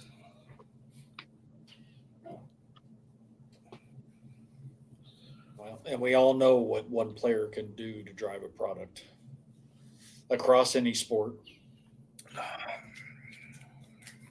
I mean, the Jackson Holiday freaking Billy Ripken freaking SSP variations are driving Series 2 right now. And it's funny, every influencer seems to have one in their box. Mm-hmm. Mm-hmm. I have a dog. Golly, It's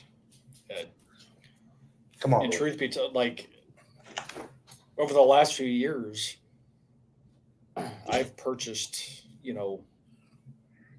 at least enough retail to almost complete like a Series 1 set. I didn't even do it this year.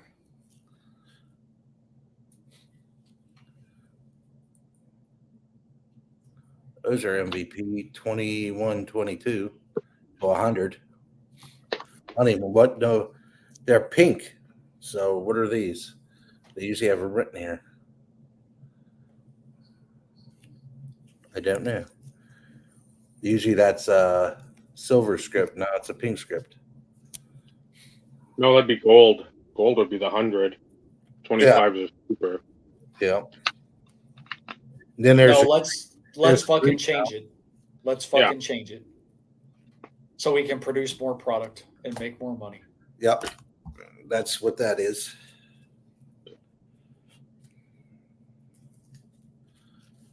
There you go. Truth be told, I don't even remember seeing MVP being sold retail.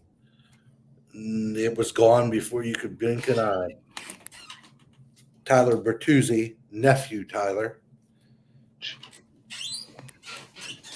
These on that for $1. That looks illustrious. UD, what is that? UD Black inside of. I know that's not a standalone product. Why does it say 1819 UD Black? Maybe Probably- SPX? What the hell was it with? Somebody had. SP Authentic, SPX, the cup could have been any of those. They had like Black Diamond, and then you had like a pack with like something like an SPX in there inside the Black Diamond. It was stupid. It almost like the Playoff Prime 96, but Playoff Prime 96 at least made sense. At least you're getting Playoff Prime 96 cards inside of a Playoff Prime 96 pack, inside of another Playoff Prime 96 pack. There's a rookie patch auto of Shane Gothisbeer, also known as the Ghost. So when Ghosty passed away, I bought this card. So. What's up, Baz? Hey, Baz. And now he plays for the Red Wings.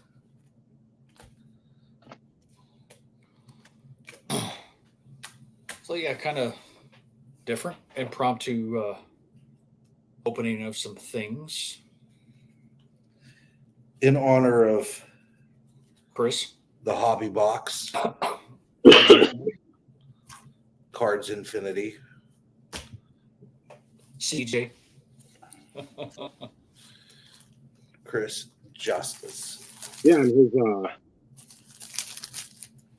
his pronunciation, especially on some of these soccer guys and the hockey guys, that was always fun. Just sort of trail off into like the Ethernet, like negative. Nailed it. It's the reason why I normally don't call out hockey people. That was the fun part when he'd say it, and he's just like, it didn't sound right. He just nailed it. And then that's what he'd do. He'd have that little laugh, and he'd like, that's not even close to what the fuck that. Yes, but we all Nick- knew like he didn't watch hockey. He didn't No. watch it, so. And like for me, if I only watch it during the postseason, it's yes, I get names of some players across multiple teams, but I find myself only sticking to watching if Dallas is playing somebody. Outside of that, I don't. I've watched a few games of the Stanley Cup Finals just because. Ukko Pekka Luukkonen. Truth be told, I haven't watched a lot of it because, like, I have no dog in the fight. I think I watched a matter of like 2 minutes of the game before last where Edmonton won 8-1 or whatever the fuck it was. I was getting play-by-play from Joe because I was eating lamb. You know you're at a good wedding when you sit down and they put 10 pounds of lamb right in front of you. And you're just like, If you say so. Oh, my sweet Lord Jesus in heaven. It was beyond. There was a piece of shoulder bone there. And I'm just, these people are looking at me. And I'll take your word for it. And I'm just, the meat was so succulent. It was beyond delicious. If anybody is watching this is sort of bored, right now on the Mystery Science Theater 3000 YouTube channel, Samurai Cop is playing. I will not be upset. Just mute us, if you will, and watch, because this is one of the worst movies I've ever seen. It rivals like Plan 9 from Outer Space. We're the only podcast that would encourage you to turn us off. There's something else. I didn't say turn it off. If you watch on like another device, just mute us. And that kind of defeats the purpose, though, Dave, because we're sitting here talking. That's okay. And in the words of the Oracle, we're starting to wind down. I mean,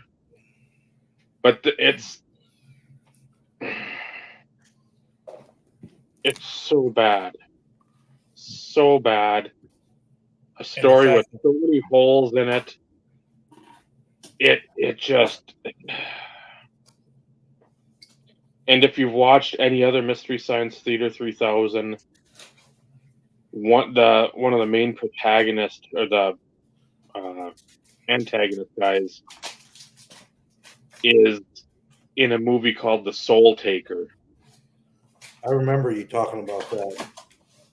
The guy that has the face that looks like a catcher's mitt is in this one too. So Robert Zadar. It's oh good lord, it's just a great fucking movie. It's terrible, but it's great. And you have the added insight of Mike Nelson, Bill Corbett. Yeah, this guy's and again, if that guy's face does not look like a catcher's mitt, I challenge you to tell me what it looks like. A boat seat cushion? I mean, I don't know.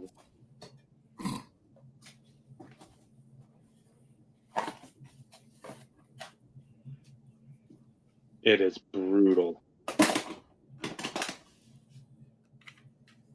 Completely random.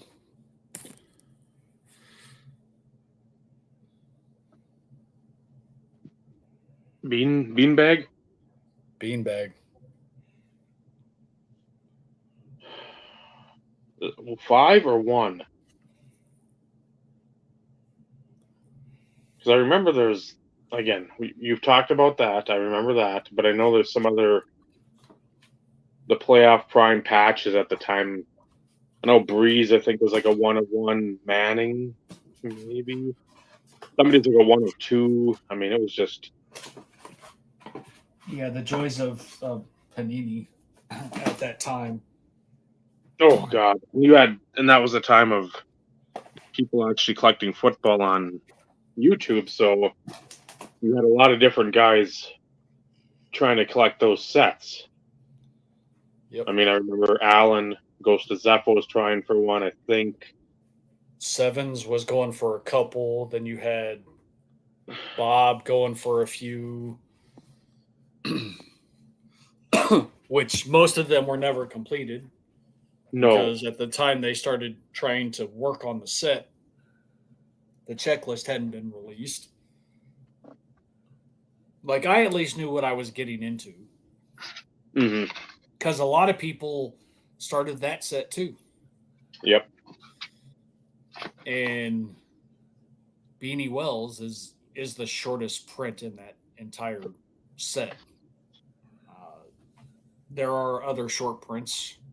I think Matt Ryan is to 10, Stafford is to 15, or vice versa. Yeah.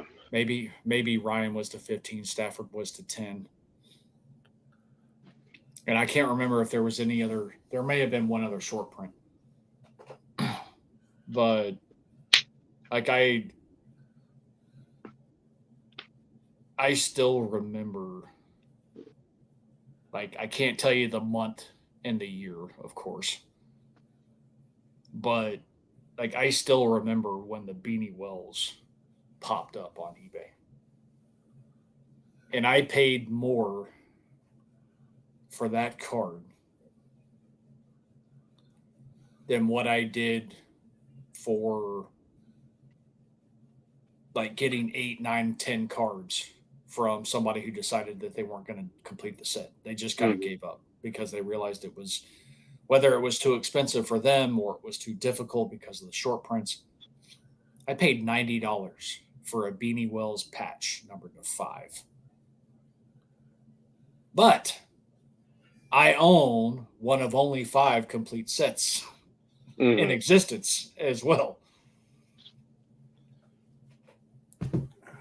2 patch sets I tried to go after. I completed them both. Well, the big And I did not do the legends.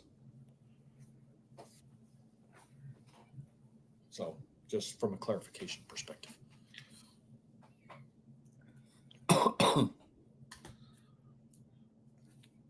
started on this year's Rainbow Cranked Up. Of course you did. This is my favorite. It's acetate and it's a rainbow. So last year's I have everything but the 101. And it's acetate. Yep, acetate, as Bob Lewis would say. Babaluya from the Christmas episode. Better half said you could quote that Christmas episode and that's disturbing.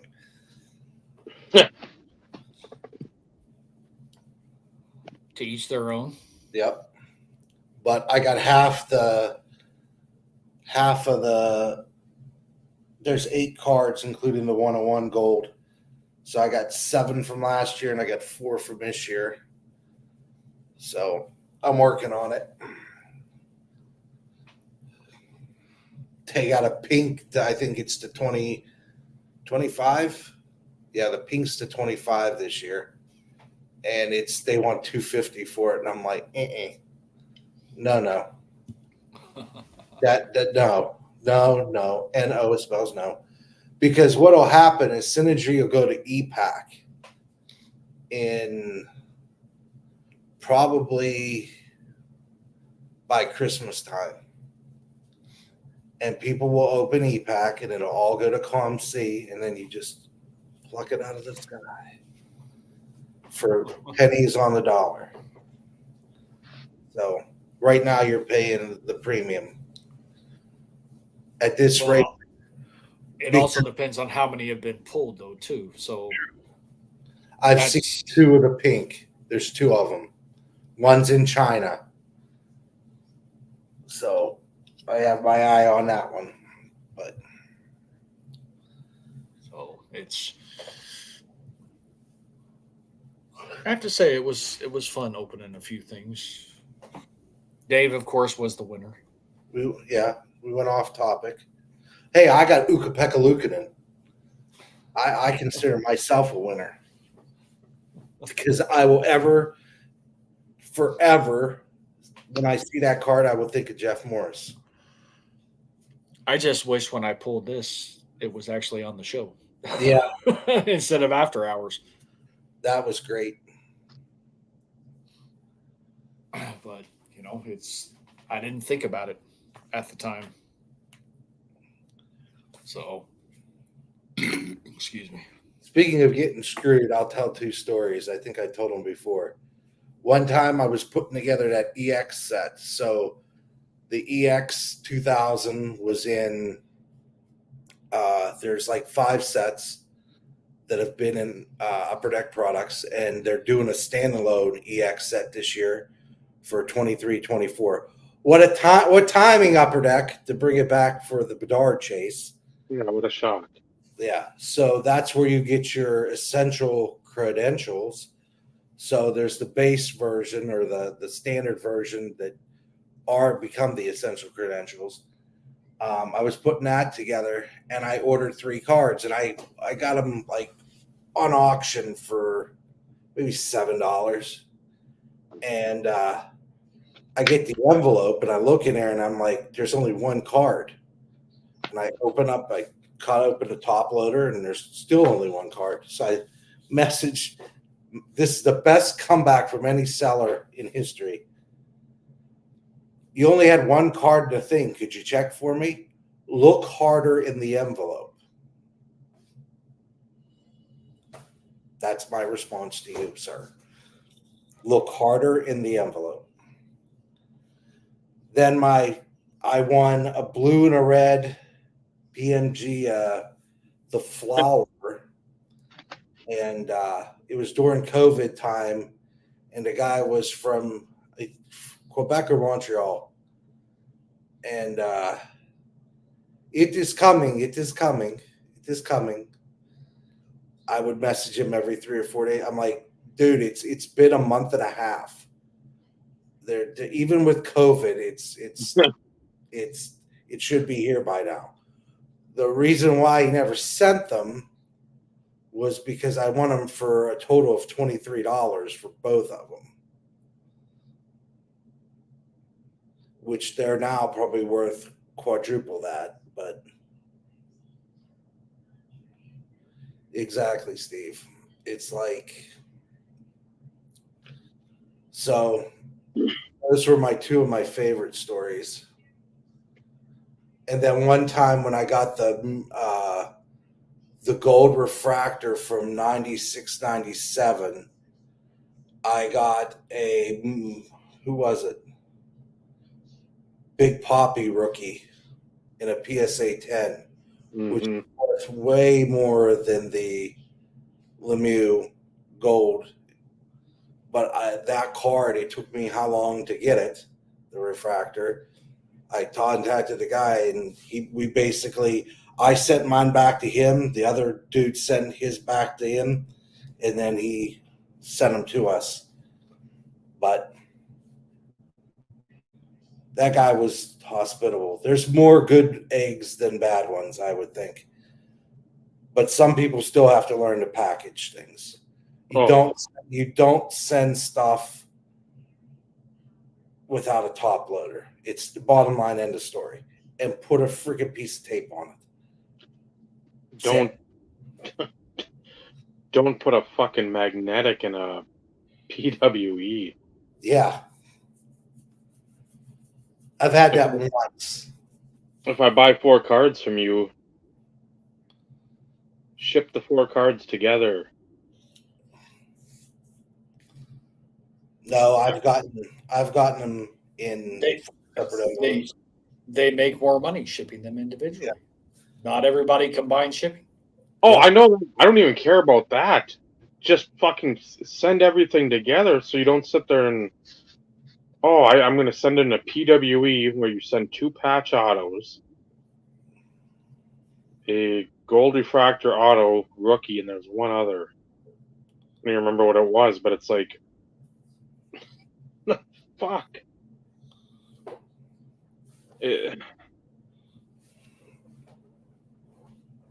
I don't get it. Where, as a seller, if nothing else,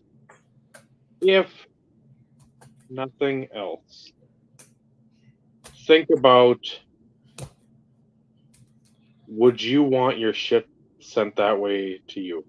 No matter if it's a $8 purchase, $800 purchase, $8,000 purchase, whatever it is. 8-cent purchase. Yeah. Do you want to have it showing up with that shit and then the dreaded envelope open fucking thing over the original sealed envelope that is now a mangled mess? I want a Pinnacle card for $1 and 50 or 68 cents shipping. And it was a promotional card of Mario. And when I got the envelope, I opened the envelope, the card was sticking out of the top loader and was bent in half. I was like, I'm not even fighting this. For $1.68 or $1.67, because it was 99 cents plus the 68 cent shipping, I'm like, this isn't even worth my time to. All you had to do was put a piece of tape on the end of that top loader. That's it. Scotch tape, do whatever. Ruin the top loader. I don't care. I'll send it to one of you guys during Christmas. I think the worst, No problem. charging $4 or $5 for shipping and still shipping it in a PWE. Oh, that happens all the time. They get one on the shipping, then one on shipping and one on seller communication, because you fucking lied. And then again, if I get the card, I'll just put card came. that's what you'll get for the fucking feedback. I'm like, you can't sit there, and especially when you have like a ton of feedback. Yeah. I've talked to some people that are newer, and I said, hey, this is what you do. Again, the guy on Instagram that time was a fucking tool, just an absolute jackass idiot that should have been burned alive.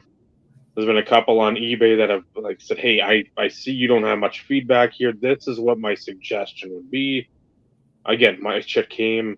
I'm thankful for that, but again, you might not have as many people down the road if you continue these shipping practices to be as understanding as I am at this particular moment. I'm only understanding and not destroying you because the shit came and it wasn't fucking jacked up.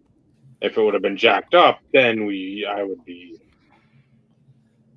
neg bombing you. That'd be Believe it or not, I've only had one issue, so to speak. And truth be told, I can't put it on the seller because it was coming from, I think, Germany. It was a single card. It was actually well protected, but unfortunately,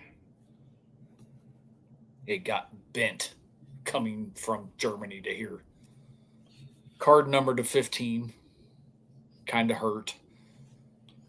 I was able to reacquire for roughly the same price point, but like in that situation, did I get screwed?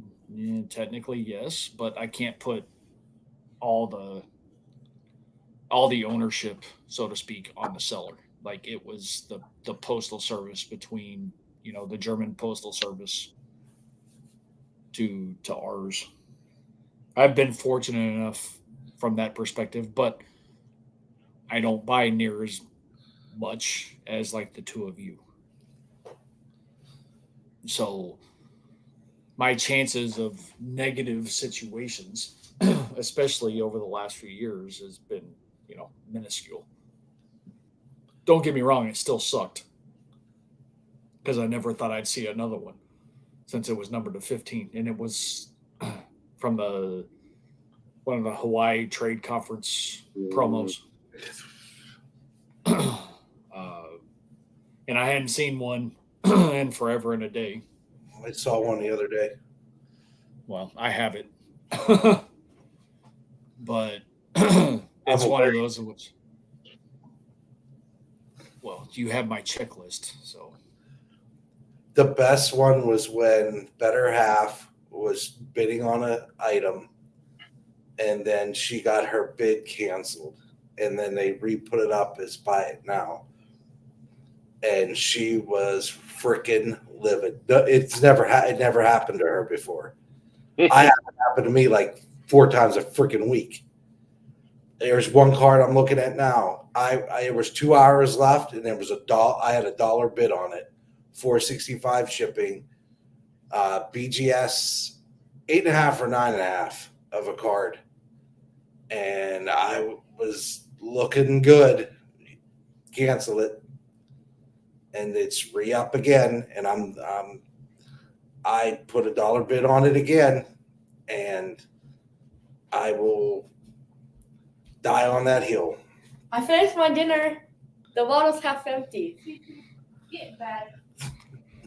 well, and that's How late it is now? it's not a new practice. It's been like that for ever, probably since the inception of eBay. I'm sure there are other people who have experienced that situation more than others. I mean, I've won cards and gotten the joys of you've been given a refund because I can't find the card. Well, how is that? Like you had it Mhm. listed, how can you not find it? Well, the only reason why you can't find it is whoever you had packaging your shit inadvertently sent it to somebody else. Or it fucking went for nickels instead of $20. Yes, but like we're talking, four, five, six, seven, $8 cards. Uh, and from a TD market, unless it's the upper echelon of inserts or parallels, it's one of those in which it's within the realm normally. Uh, but from a player perspective,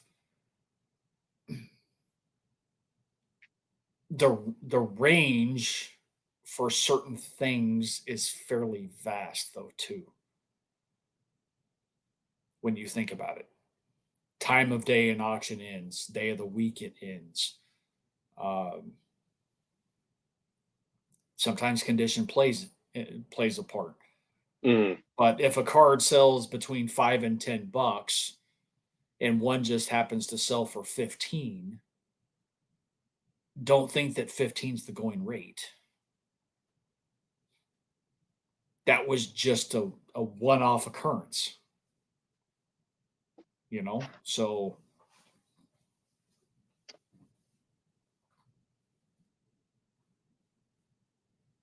they're not they're not putting a hold. And I've never understood this because I bitched to Dave and Vinny about this because I don't understand the rhyme or reason. Certain sellers, if you make an offer or you place a bid, you have to already fix a payment method. Hmm. Uh, I'm not understanding the rhyme or reason. And sometimes sellers with higher feedback have that. Sometimes it's lower sellers that have it. Like it's not consistent. I get the methodology. I do. However, like for me, like I have 100% positive feedback. Okay. On both the buyer and the seller side. Granted, I haven't sold stuff in years, but I had 100% feedback. if that's going to be the norm from a methodology perspective, freaking focus on those that have a history of retracting bids or not fulfilling their obligation when they hit place bid. Yep. For those who have 100% feedback, fuck off. Like, why should I have to affix a payment source immediately when I put an offer or I put a bid on it? And because PayPal and eBay are no longer the same company, usually you can't affix PayPal credit. So you have to affix like PayPal in hopes that you have a balance in your PayPal, or you have to affix a checking account or a credit card. It's just fucking stupid. Stupid.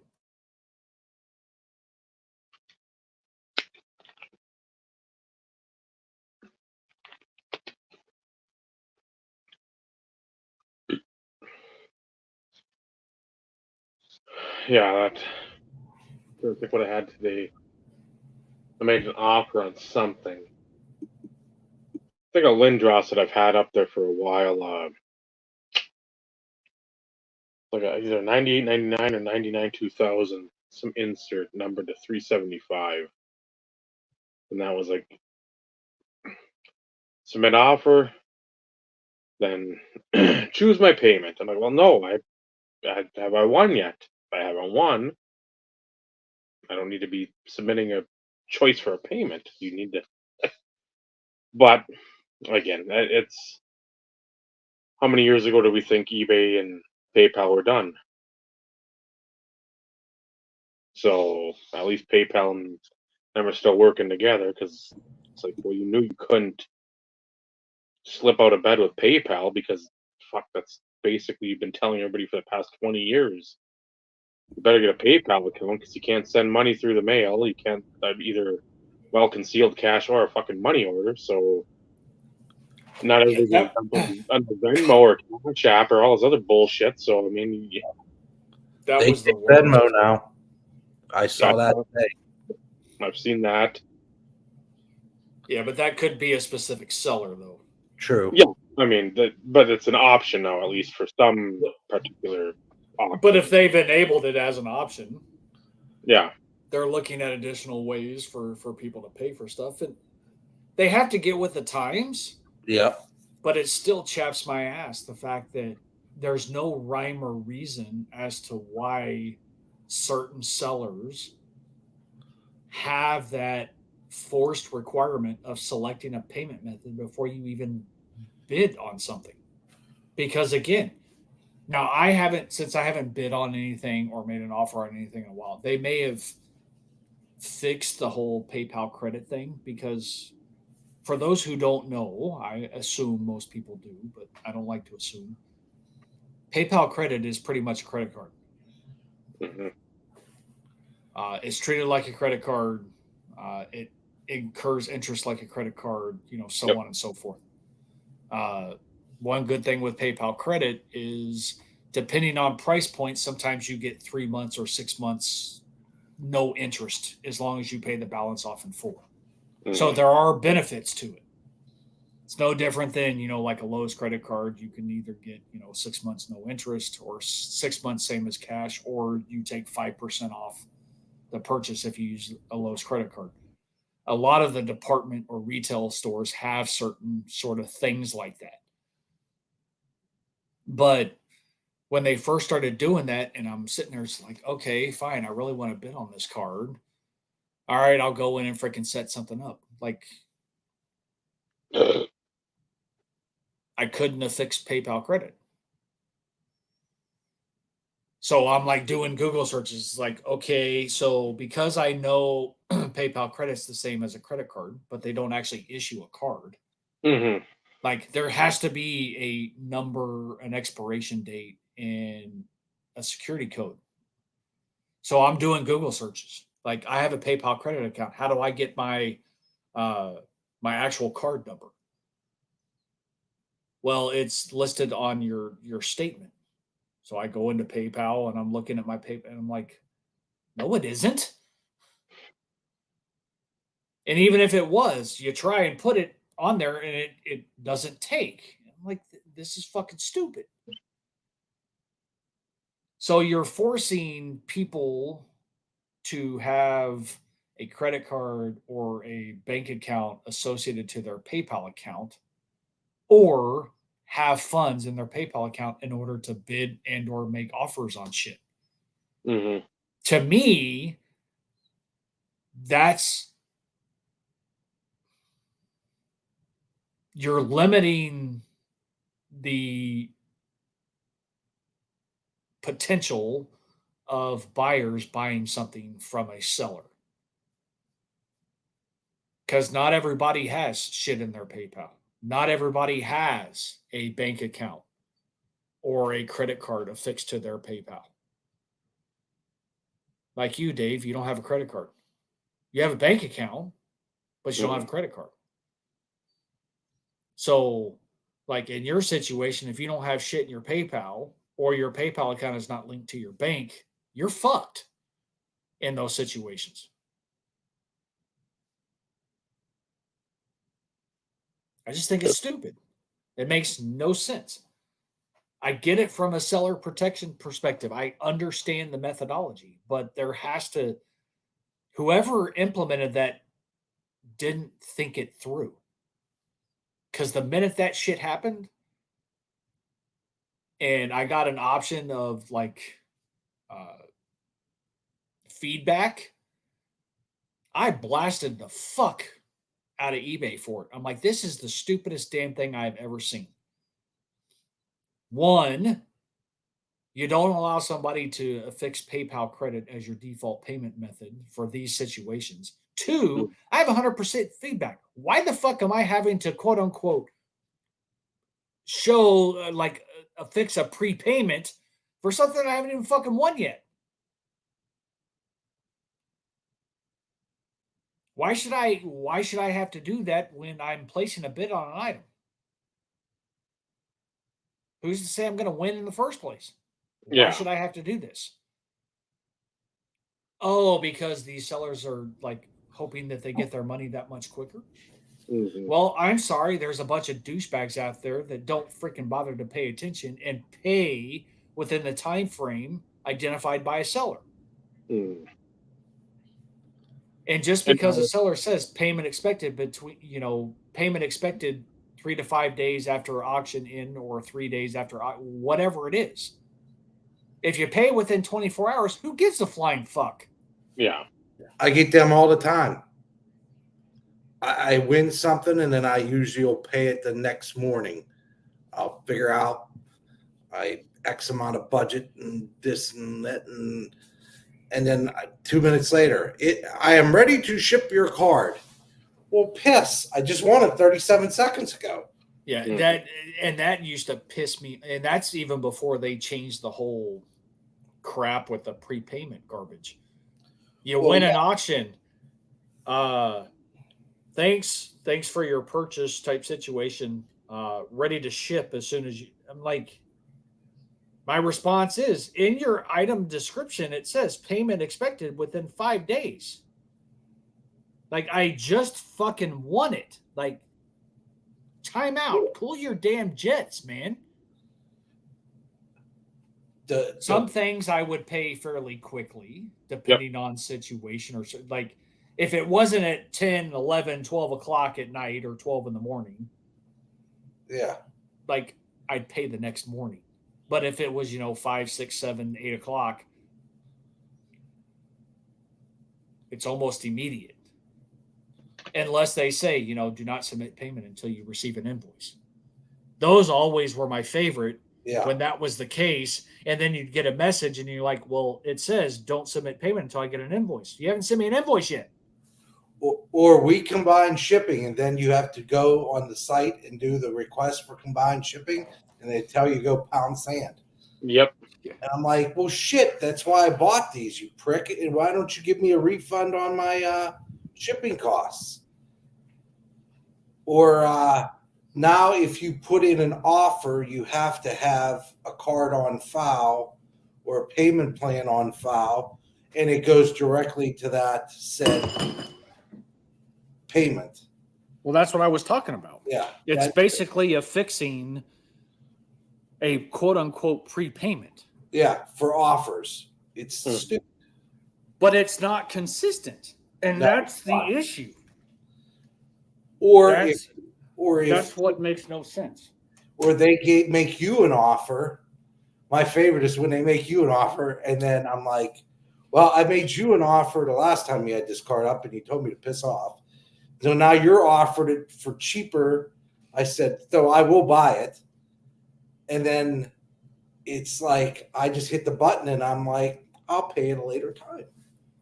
Now you're going to wait 2 days, prick, since you didn't take my offer before, and it was more money. Now you're selling it for less. Well, and like, again, I haven't sold in a while. It's probably, shit, I can't even remember now. But as a seller, like I combine shipping. And I know within eBay and how you set certain things up, you could affix shipping costs for any additional items, so on and so forth. Like you could have it programmed in like your listing. Well, I could never get it to work the way I expected it to work. Because like my base shipping was $4, it was 25 cents additional up to the price of a small priority mailer. So in that situation, if you won, I don't remember the total number of cards, but let's say you won 15 cards, your maximum shipping was going to be the price of a small priority mail box, which means I made nothing on shipping. Mm-hmm. But those are some of the risks that you take. But I always had to tell people I do combine shipping, and it's per set of auctions, because shit would end on a Sunday, and before they would end, I would already have new stuff up for the following Sunday. Mm-hmm.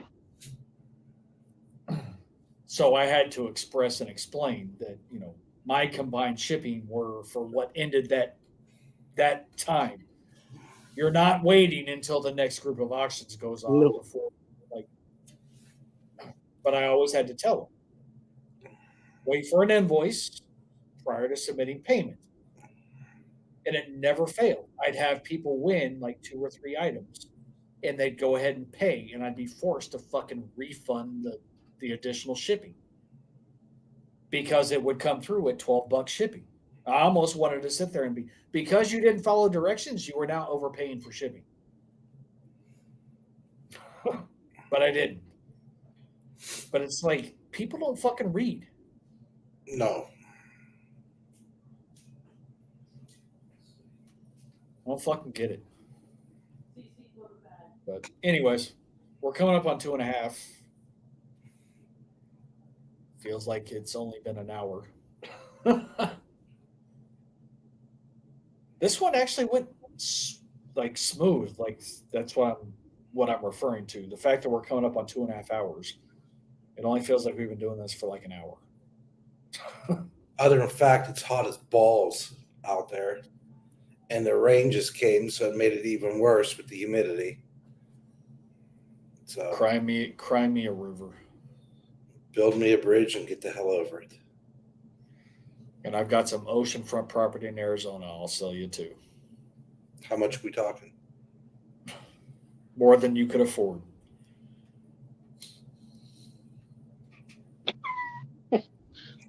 It cracks me up when you guys talk about some of this shit. It's like, really?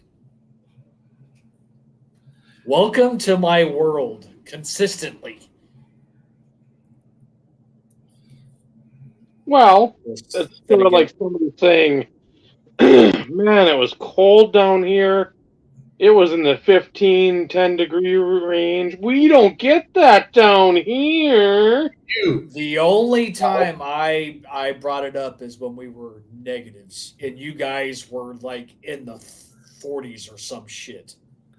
Yeah, it's pretty Don't bad. do that. Don't do that. Yeah, it is pretty bad when Ely and Detroit is a little warmer than Texas. Good God Almighty! Yeah, you guys were like in the 40s, and we're in the freaking single digits in the negative wind chills. Like that ain't normal. Oh, I'm well aware of that, but I will take it because we rarely have that happen. Just like tornado warnings, and you're like, oh, there's three tornado warnings, two around Ely, one with like the one like you had with. Again, I'll just say Aubrey because that's where I've always been told you're at. Fair. You want to That's go fair. back and look, you can get the geographical layout of where Steve is at, the previous episode. But when I saw that, and it's like right on that cusp.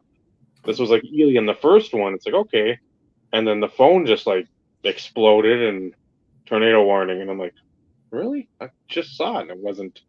And then it like dropped down completely, and like, oh, okay.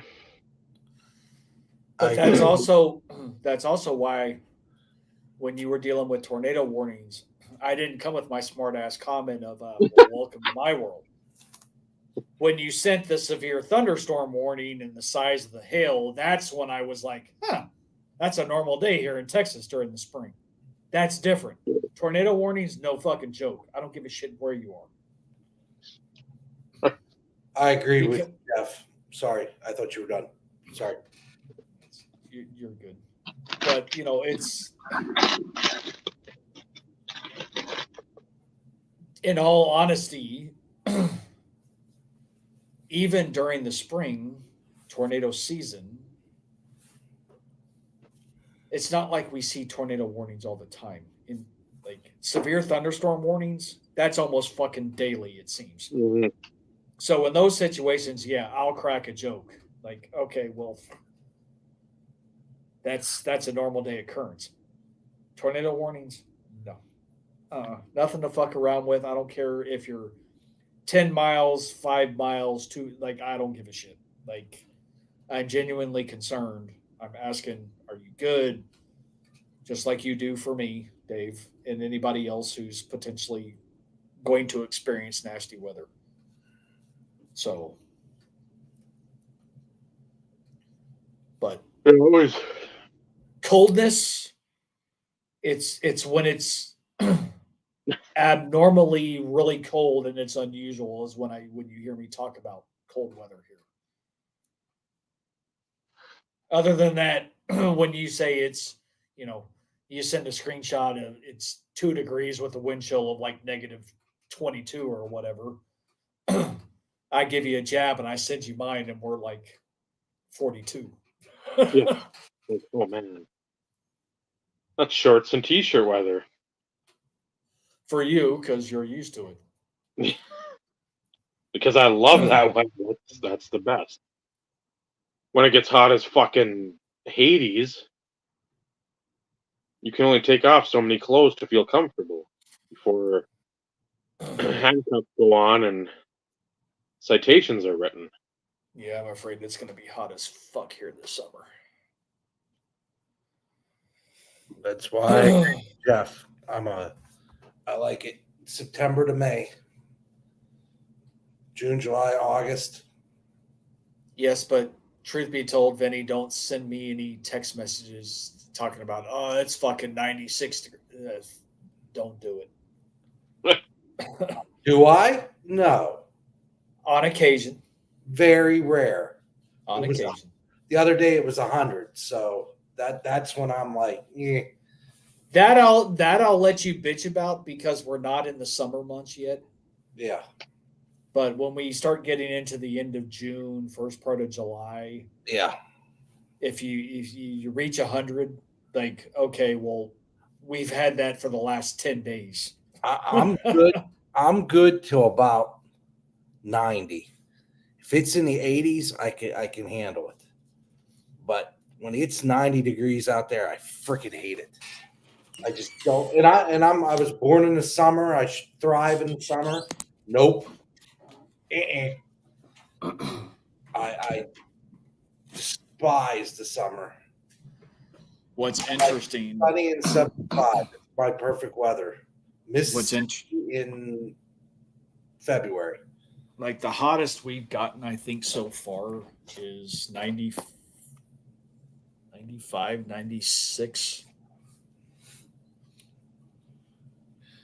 But like the moisture associated even with this heat dome that's currently sitting over Texas, which happens every fucking year. Even with the heat index showing like 102, 103, 104, it feels even hotter. There's something unusual with even with the heat index saying what it is, it just feels like it's hotter. Because I mean, we've had summers where we, 110, 112 heat index, in the upper teens up to, like 120 since I've lived here. And yes, it's fucking hot as hell. But sitting there looking back on things, it's like I almost wish it was the summer where the heat index was, 117 because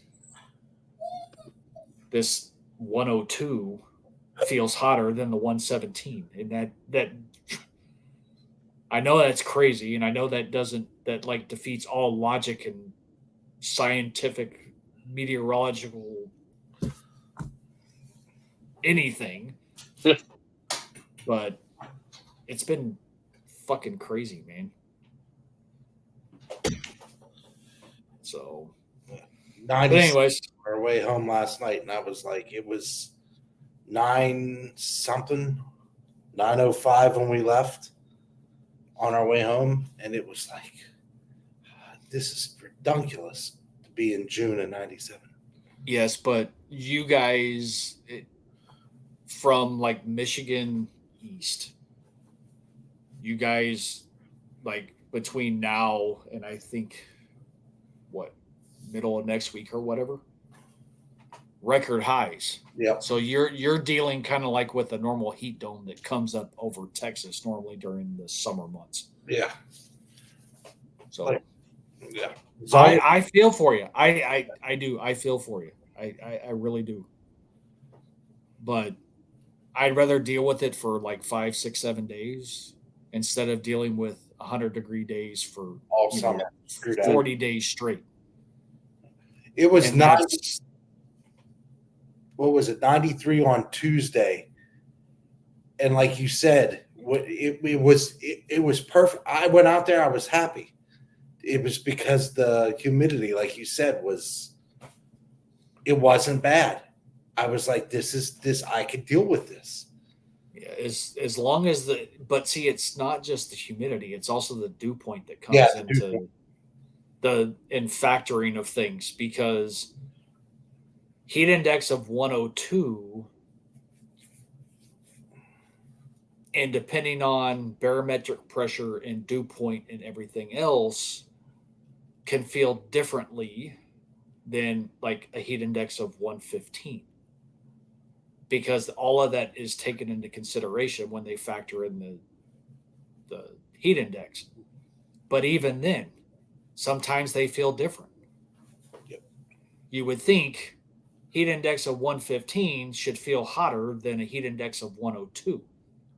And depending on all the other aspects with, like I said, dew point and barometric pressure and everything else, they can feel vastly different.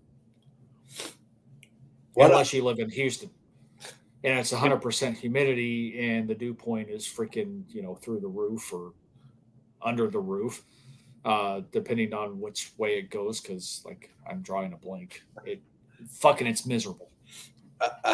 That's like the perfect comment. I was just gonna say, where else can you get your meteorological information on a hobby podcast? Only here on the IRP with Chief Meteorologist Amish Dave Archer. Yeah, if that dew point's in the upper 60s, low 70s, that's like fucking tropical. And then you get above that, it's completely uncomfortable. Oh yeah, it's miserable. This morning, I could have swore, they went, better half had to go somewhere. And she said, make sure you water my plants. I could have swore I went out there and did it and then went on my call because I had a call like at 8 something. And I'm like, yeah, I did it. She's like, you're an effing liar.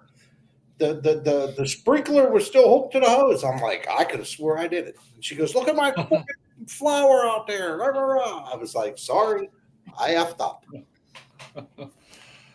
And I'll do it again probably because, like I said, I got my phone rings and for work, and I'm like, I probably got distracted and thought I did it, and I'm like, yeah, I did it. Well, I did it yesterday morning and the morning before, and then I went out back and did the plants back there, and her plants are beautiful. She has a green thumb, so.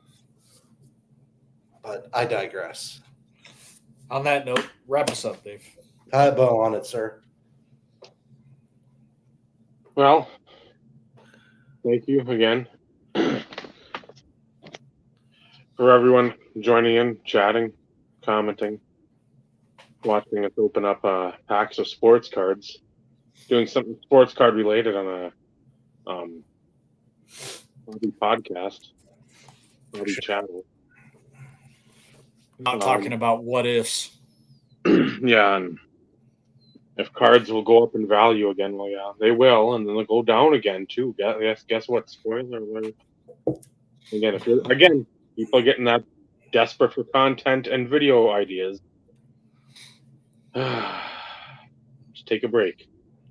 Or much respect for spending $80,000 on a Paul Skeens rookie card. Good for you.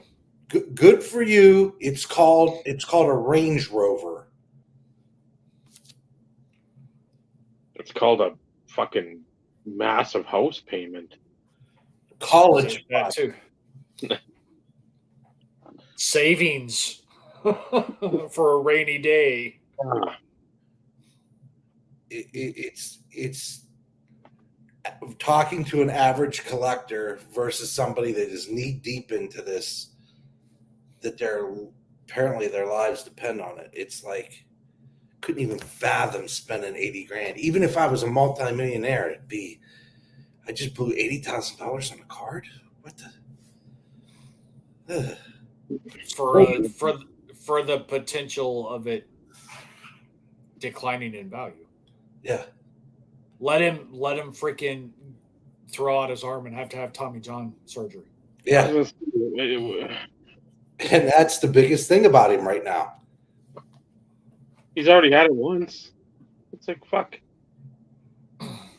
Has nobody learned? It's invest. If you invest with money that you are able to afford to lose. It's the same as fucking gambling. Yeah. It's like playing a slot machine. Like opening these boxes.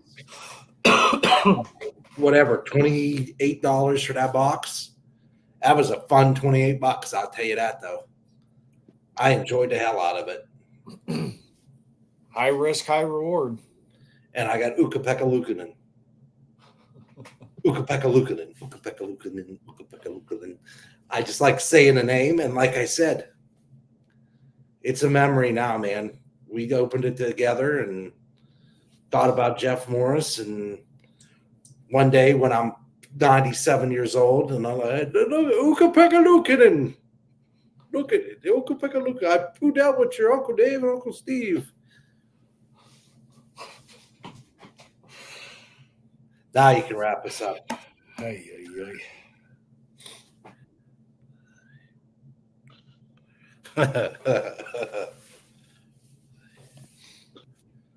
So thank you again, everybody. I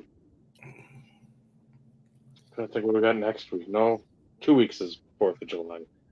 So yeah, next week again, Wednesday. We'll figure out something. We'll recap Hobby Palooza. No. Let's not say we did. I'm gonna bring up the conversation about what's a better flip, the old SCG or the new SPC or the new SAT or TCH or whatever. Mine, SHIT. mine's Yes. on new KSA slab. It's nice.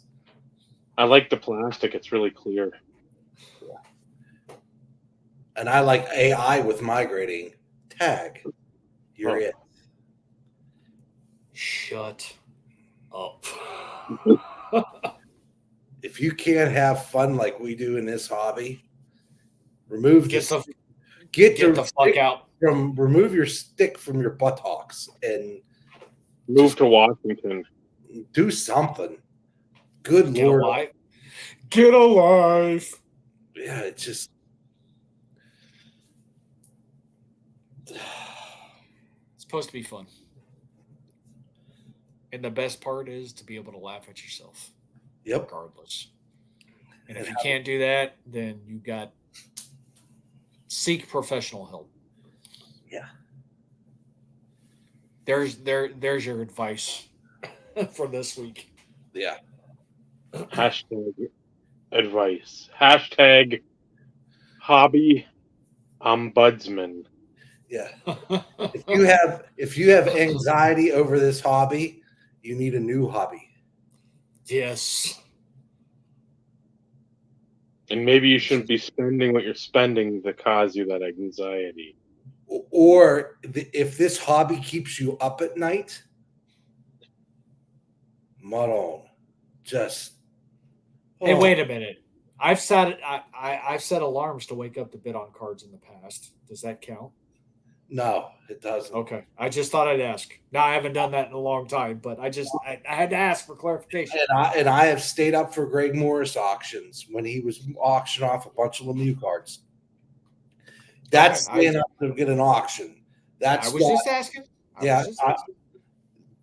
We'll use the nomenclature to clarify, to make sure it's delineated one from the other. See what I did with my hands? My hands. Tag. You're right. What do I do with my hands? Bye. Put them under your armpit.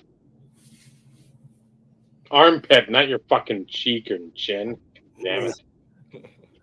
Close. That'll bring some memories back to you, Dave. Do I also need to do this, Dave? Keep him quiet so you can finish wrapping up. Anyways. So, again, go Oilers. Thank you all for watching, commenting. Go Florida. Without you viewers, our friends, our show would be nothing. Well, it'd be something, but not much of anything. So, for Vincenzo, for Steve, I'm Dave. This is from the RP. Remember, collecting cards, wonderful hobby. The friendships you forge along the way, it really matters. Good night, everyone. Good night, everybody.